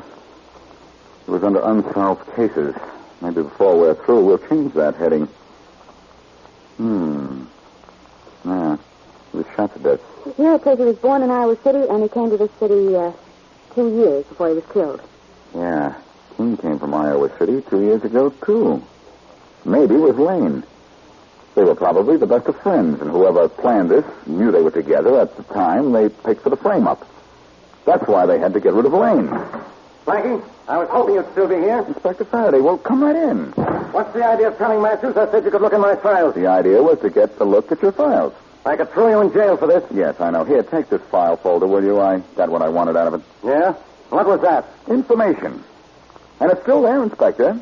Only it requires a slight process you neglected in your youth. You've got to be able to read. So help me, Blackie, if I... Wait a minute. Hello, Faraday speaking. Inspector Faraday, this is Matthews about those fingerprints you wanted in that restaurant fork. What restaurant fork? Well, the one Blackie gave me. He said you wanted the prints on it checked to our files. Blackie? Matthews, don't you know better than... Inspector, the prints are hot. They belong to Edgar Weston. He's wanted out in Denver or something big. Oh, yeah. yeah, I know. Thanks, Matthews. Blackie, I ought to break your neck. But I know you're not going to, Inspector. I've found some important fingerprints for you, haven't I? Now, who'd they belong to? Edgar Weston, wanted out in Denver. For what? Never mind for what. I want that guy.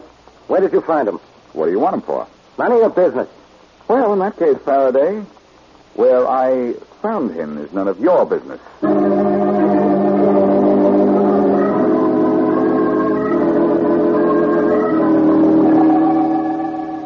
Oh, golly, Blackie, how much longer do you have to hold that phone?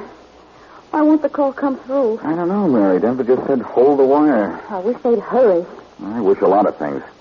I wish we could find someone with a previous record as a forger, for one thing. He'd be the man who framed King and engineered the killing of Walter Lane and Ralph Lyons. I'll cross my fingers. That'll help. That'll be the best help I've had from anything so far. Hello? Hello? Oh, the call's coming through. Hello? Hello, Inspector Faraday? Yes, this is Inspector Faraday. Well, this is Higgins of the Denver police. Hello, Higgins. How are you? Okay. Your telegram said you want some information on Edgar Weston, huh? That's right. What do you want him for? Well, we want him for forgery.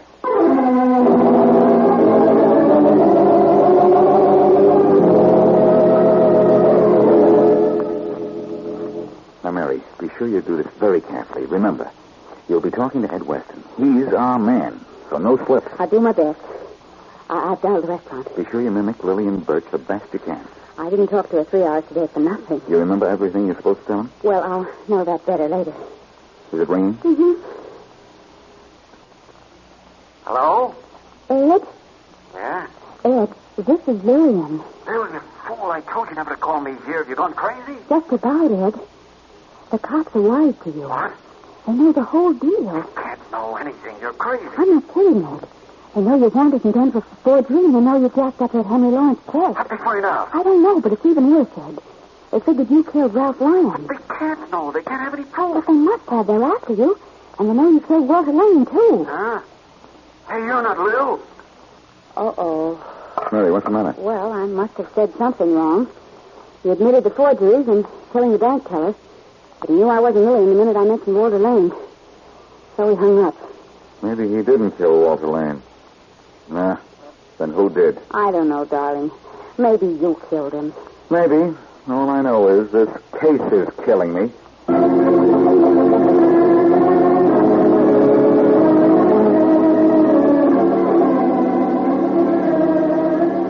Faraday, do you mean I'm actually welcome in headquarters this time? Well, I have to hand it to you, Blackie. I had Ed Weston in custody in Noir, and he confessed to the forgery frame-up. What about Jack King? He's my real interest.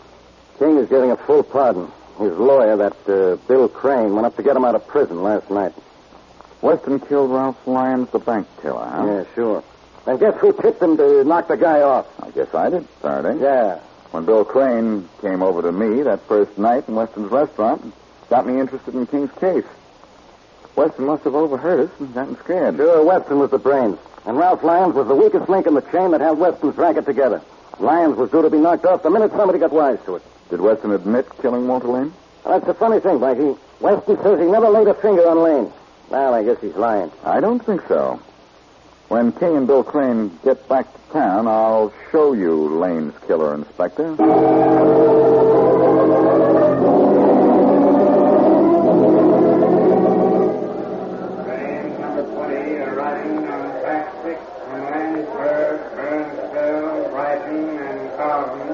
Here they come up the ramp now, Blackie. Yep, here they are, Crane and King in person. Well, Blackie, how are you? Hello, Bill. Glad to see you. You know Police Inspector Faraday, don't you? Hello, how are you? I'm Jack.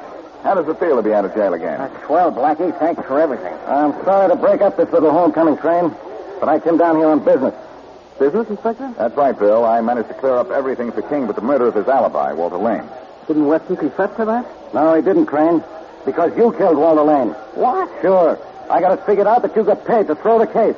So you bumped your client's only alibi. Come on, I'm taking you down to headquarters. Wait a minute. Come on, Crane. Wait a minute, Faraday. What for? Look, King, you thanked me for getting you out of jail, didn't you? Sure, it's the least I could do, Blackie. Well, I wish I hadn't, because I cleared you of a forgery charge and got you into a more serious one, murder. King, you killed Walter Lane. Why, you... Grab him, Faraday. Oh, no, you don't. You never catch me. Grab him, Faraday. Yeah, I've got far, Blackie. I've got men at every exit. Blackie, King couldn't have killed Lane. Sorry, Bill. The King was out on bail until he went to trial, wasn't he? Yes, but Lane was the only man who could have cleared him. Lane was killed in the morning. King went to trial at noon. He didn't know he'd need Lane as an alibi until he heard the testimony against him at the trial that afternoon. But why, Blackie? Why would he kill Lane? What was his motive? I found the motive in the police records of Lane's death. Iowa City was the clue. Oh, I think even I see it now. Sure. Lane came here from Iowa City at the same time King did. Lane knew King had served time in prison in Iowa. And was going to blackmail him. I can almost guess the conversation. Lane came to King the morning of the trial and said for a certain sum of money he'd forget King had a prison record.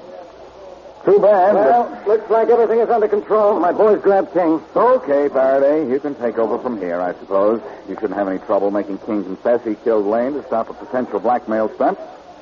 Do you think you're up to it, Faraday? I don't know. Your guess is as good as mine. Wrong, Inspector. The reason I cracked this case and you didn't is that my guess is a whole lot better than yours.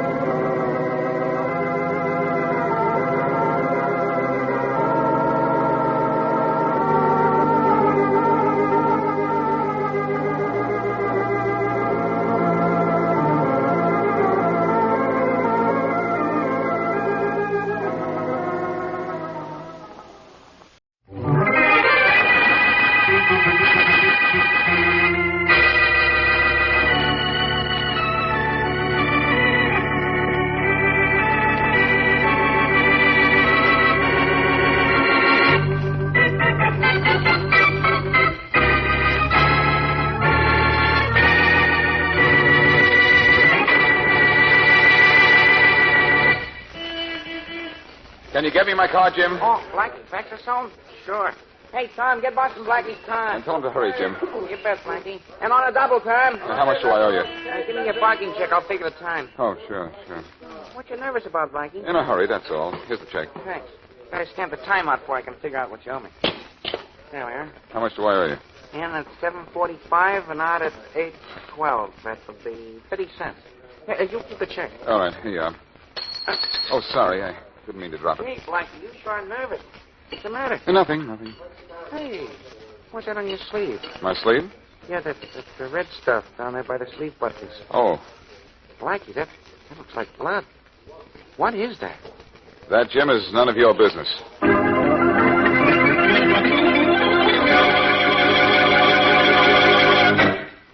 And now we return to Richard Calmer's Boston Blackie.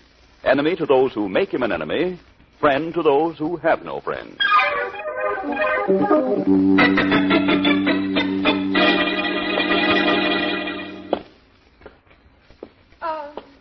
Just a minute, please. Yes? You're Boston Blackie, aren't you? Yes, but I'm in a hurry. The switchboard operator said you'd be back. I've been waiting for you for 2 hours. 2 hours? Sorry. I'd have waited 2 days if necessary. Say, don't I know you? Oh, you might. I'm Carol Williams. Oh, yes. You used to be pretty friendly with a fellow named Fred Allen. Yes. That's why I'm here. Fred got out of jail yesterday. I just wanted to warn you. About what? About Fred. He's going to kill you, Blackie. You mean he's going to try? You were the one that sent him to jail. You know what he promised to do when he got out. They all promise that. Yes, but Fred is different from the others. I ought to know. I was his girl for 3 years. I don't know why you go to the trouble of warning me about Fred. He went to prison with no love for you. Or for his brother John. Or for Bill Andrews either. But you're the first on his list. I'll take care of myself. Don't worry. Look, Fred's getting to town today. I don't know how soon there'll be trouble. Would you take my new name and address, just in case? New name? Yes, I moved to an apartment on 928 Davis Lane under the name of Leslie Barnes the day I heard Fred was getting out of jail. No one knows my new address or my new name. Well, I know it now. But nobody else. Look, let's stop fooling. What do you really want to talk to me about? Just what I've told you. Stay out of Fred's way, or he'll kill you. And I don't want him to kill you. And I don't want you to kill him. No? What do you want? Nothing but the pleasure of killing Fred Allen myself.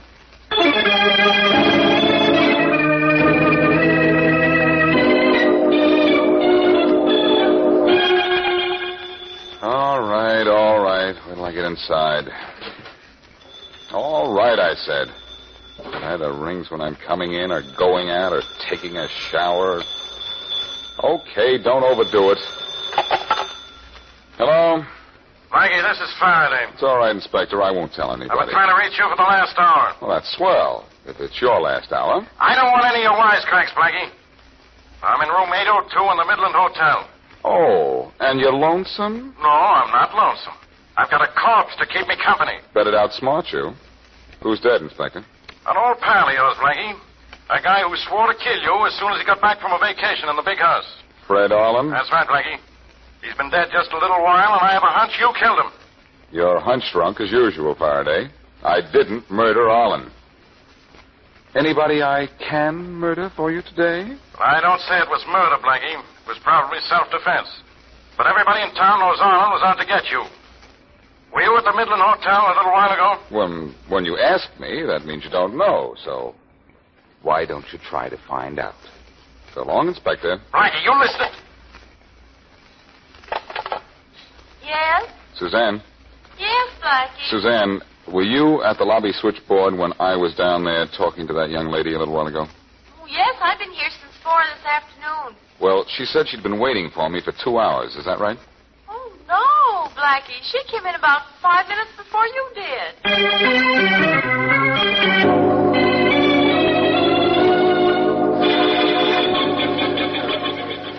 All right, you guys. Finish with those pictures and rush those fingerprints down to headquarters. We got to get that body out of here. All right away, Inspector. All right, you. You're the dead guy's brother, huh? Yes, Inspector Faraday. I'm John Arlen. This gun in my handkerchief. Never see it before? No, I don't think so. Got any idea who killed your brother? No, but I'd like to shake his hand. What do you mean by a crack like that? Figure it out. Made my life miserable since we were little kids.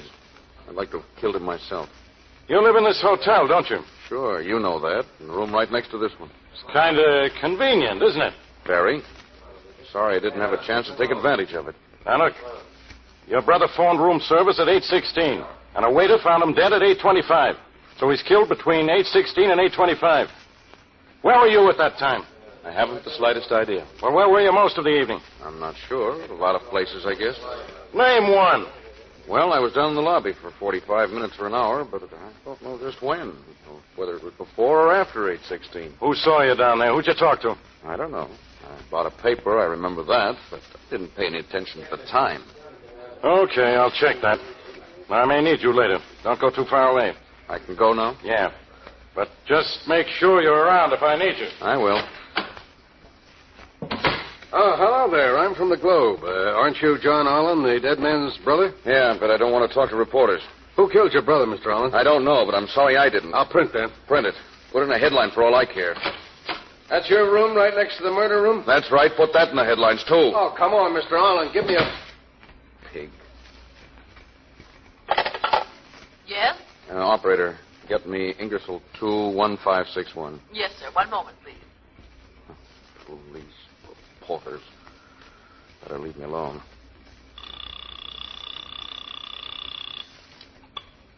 Hello? Bill Andrews? Yes. Bill, this is John Arlen. Oh, yes. Fred's been killed. Yes, I know. I want to talk to you. I'd like to talk to you, too. Well, your house isn't safe. The cops will be after you. You can't come here. I can meet you in my car. Your car? You can drive a car? I can't walk, but I have special braces for driving. I'll meet you at the corner of Oak and Brewster Streets. We can talk in my car. Okay. What do the police know so far? Do they know much about us? Doesn't everybody? I think we'd better frame our alibis together. I'll see you at the corner of Oak and Brewster.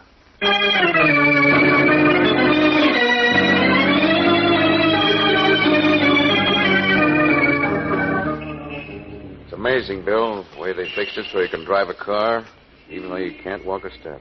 The leg braces aren't comfortable, John, but after 2 years, it's worth anything to get out of that wheelchair once in a while.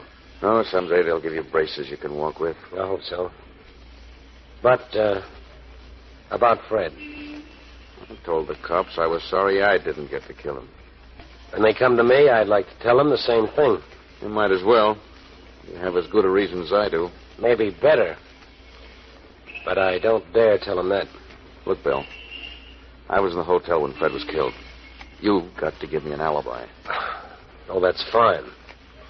Only I was in the hotel when it happened, too. You were? Did you kill him? I think, we'd better frame an alibi for the two of us. What do you say we frame one for the three of us? Huh? Who are you? What are you doing back there? Sitting on the floor. It's very uncomfortable, too. Who are you and where did you come from? I came from your garage, Andrews. I was on my way to visit you, and I saw you wheeling yourself out to your car, so I thought I'd ride back here. Who are you? Boston Blackie, John. Another one of your brother Fred's pet peeves, remember? Remember? You're the guy he promised to kill within 24 hours after he got out of jail. Yes, but that's one worry I don't have any longer. Then you're in this as much as we are. That's why I suggested a moment ago that we frame an alibi for the three of us. Or perhaps I should have said for the four of us. 4 of us? Carol Williams is involved in Fred's death, too. In fact, she mentioned both your names to me. Bill and I were at the hotel when Fred was killed. Were you and Carol there? Not together. I was there, I know. And I have a hunch she was there, too. She lied about having waited for me in my apartment building for 2 hours. Carol hated Fred as much as I did. She could have killed him. Why did you hate him, Bill? I was his business partner in the better days. When he went crooked, he involved me. I spent a few years in prison myself. That's not going to sound so good when Faraday hears it. Oh, I'd have killed him on general principles. But I didn't have any better reason than the rest of you. No better reason, only a better alibi. You can't walk. Now, look, only one of us killed him. Do you want to take the credit, John? I've got troubles enough. What about you? I was in the hotel earlier tonight. Does that answer your question? We were all in the hotel. Look, we're not getting anywhere accusing each other. I say we'd better get hold of Carol. Get our stories straight. We're all suspects. Yes, 4 of us are in a jam, Andrews. And I think we'd better get alibis that will gel.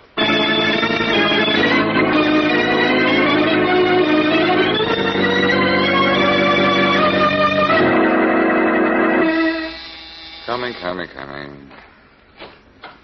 Morning, Blackie. Oh, hi, Jim. What'd I do, leave something in my car last night? No, I want to talk to you, Blackie. Oh, sure, come in.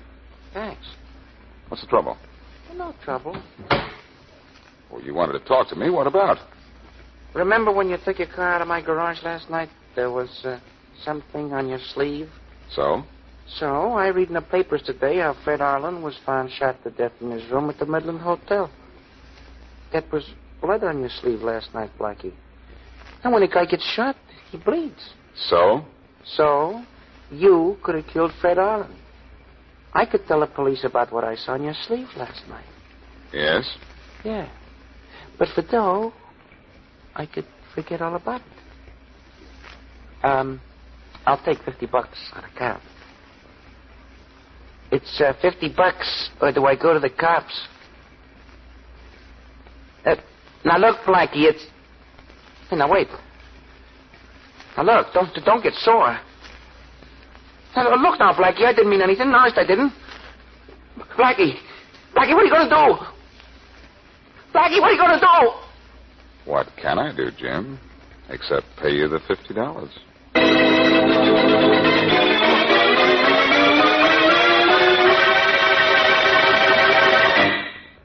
And now, back to Boston Blackie.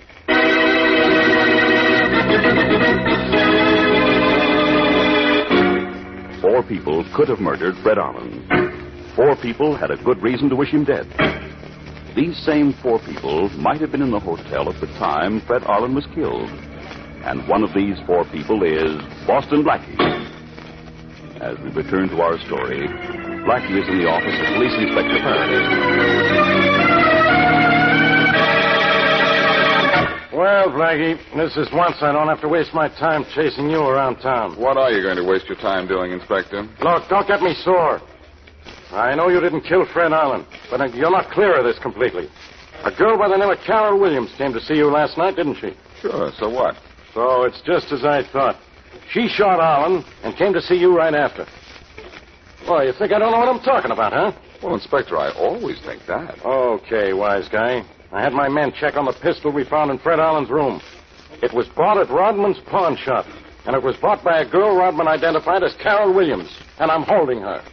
Where did you say she bought the pistol? At Rodman's pawn shop. Say, maybe she bought the gun for you. I do my own shopping, thank you. Okay, Blackie. But if you know what's good for you, keep your nose out of this. I'll do even better, Faraday. I'll hold my nose in the air, and maybe I may sniff something.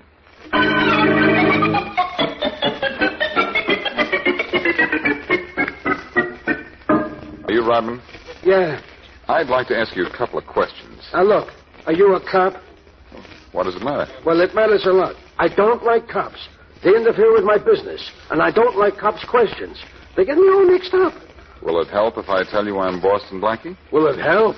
Oh, look, Blackie, what do you want? The store's yours. Well, I don't want your store, thanks. Just a little information. Did you identify the girl who bought the gun that killed Fred Arlen? Well, I hated to, Blackie, but, well, yes, I did. But there's something I didn't tell the police. Oh? Right after this Williams girl left my shop, a fellow walked in and asked me what she bought. So I told him she had bought a pistol. He, walked in here? Well, yeah, of course he walked in. That's a natural way for a man to come in here, ain't it? Yes, Rodman, it is. And it makes the identity of Fred Arlen's killer a natural, too.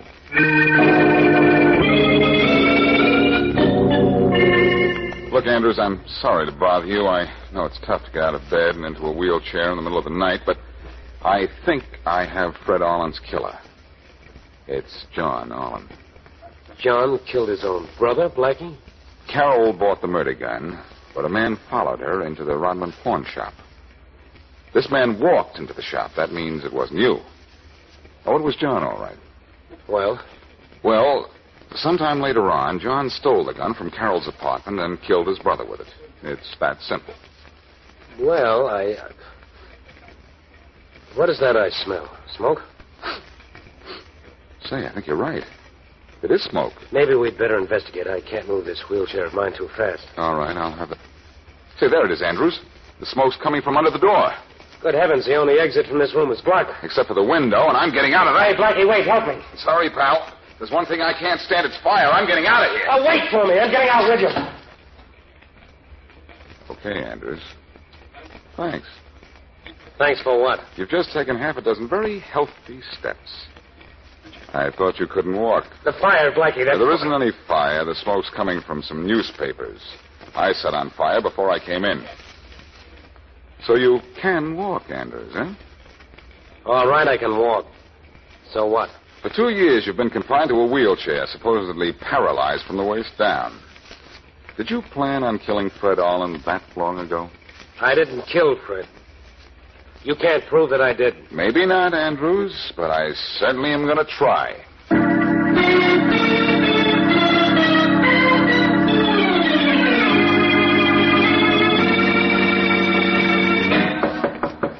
Yes? Telegram for John Arlen. All right, just a minute. Hello, John. Blackie. I want to talk to you, Blackie. Beat it. Don't close the door yet. I said beat it. You're not getting in. No, I think I am in. What do you want with me? Well, I just want to give you some good news. I know who killed your brother. Huh? It was Bill Andrews. You're crazy. Bill can't even walk. I tricked him into getting out of his wheelchair, and he not only walked, he ran. I'm sure he killed your brother.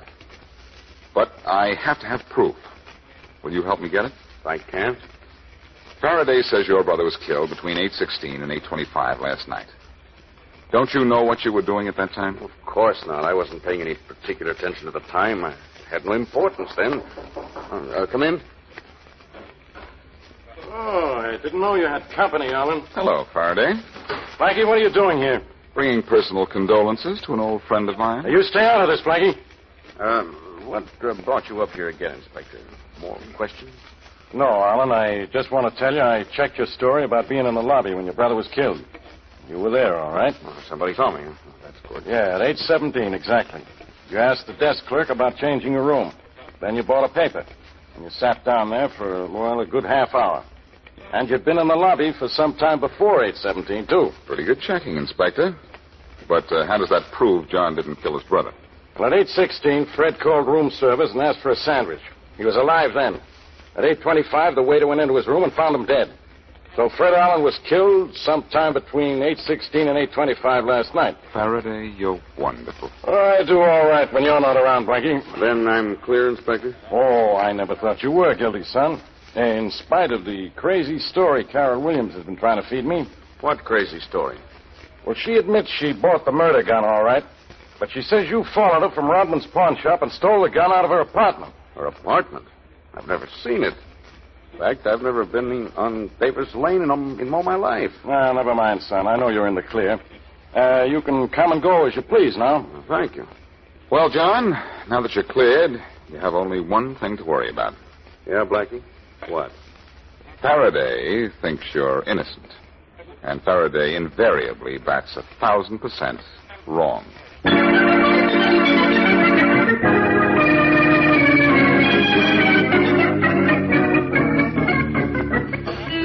Hey, Jim, get my car for me, will you? Yeah, sure, Blackie. I don't know why I let you drive me downtown when I can ride in any squad car in town. Maybe it's because you like my company, Faraday. Keep thinking that. At least it's one thing I know you're wrong about. You're improving, Faraday. Hey, Jim, get my car, will you? I want to talk to you a minute, Blackie. Oh, excuse me, Faraday. Well, hurry it up, will you? I haven't got all day. What do you want, Jim? That $50 you gave me didn't last very long. I want more. Oh, sure, Jim. But I'd like you to meet a friend of mine first. Oh, Faraday, come over here, will you? Look, will you stop stalling? Let's get out of here. I think we're leaving right now. Jim, this is Inspector Faraday of the police. Huh? Now, would you still like to... I'll get you right away, Blackie. Give me your ticket. I'll stand for it. Here. Yeah. The timeout shows exactly 1 hour. That's 75 cents. Here's your ticket, Blackie. Thanks. I'll get your car out right away. What are you putting that ticket in your pocket for, Blackie? I don't know. Habit, I guess. Say, I must have save-itis. Here's my parking ticket from my... Holy mackerel. What were you doing down here last night? You'll find out. Hey, Jim. I'm getting your car, Blackie. Never mind. Check it in again. I won't be needing it just yet. Hey, what is this? This is where we go back to the Midland Hotel, Faraday. What for? For you to go down to the room service and for me to go on the phone and show you how a dead man can call for a sandwich.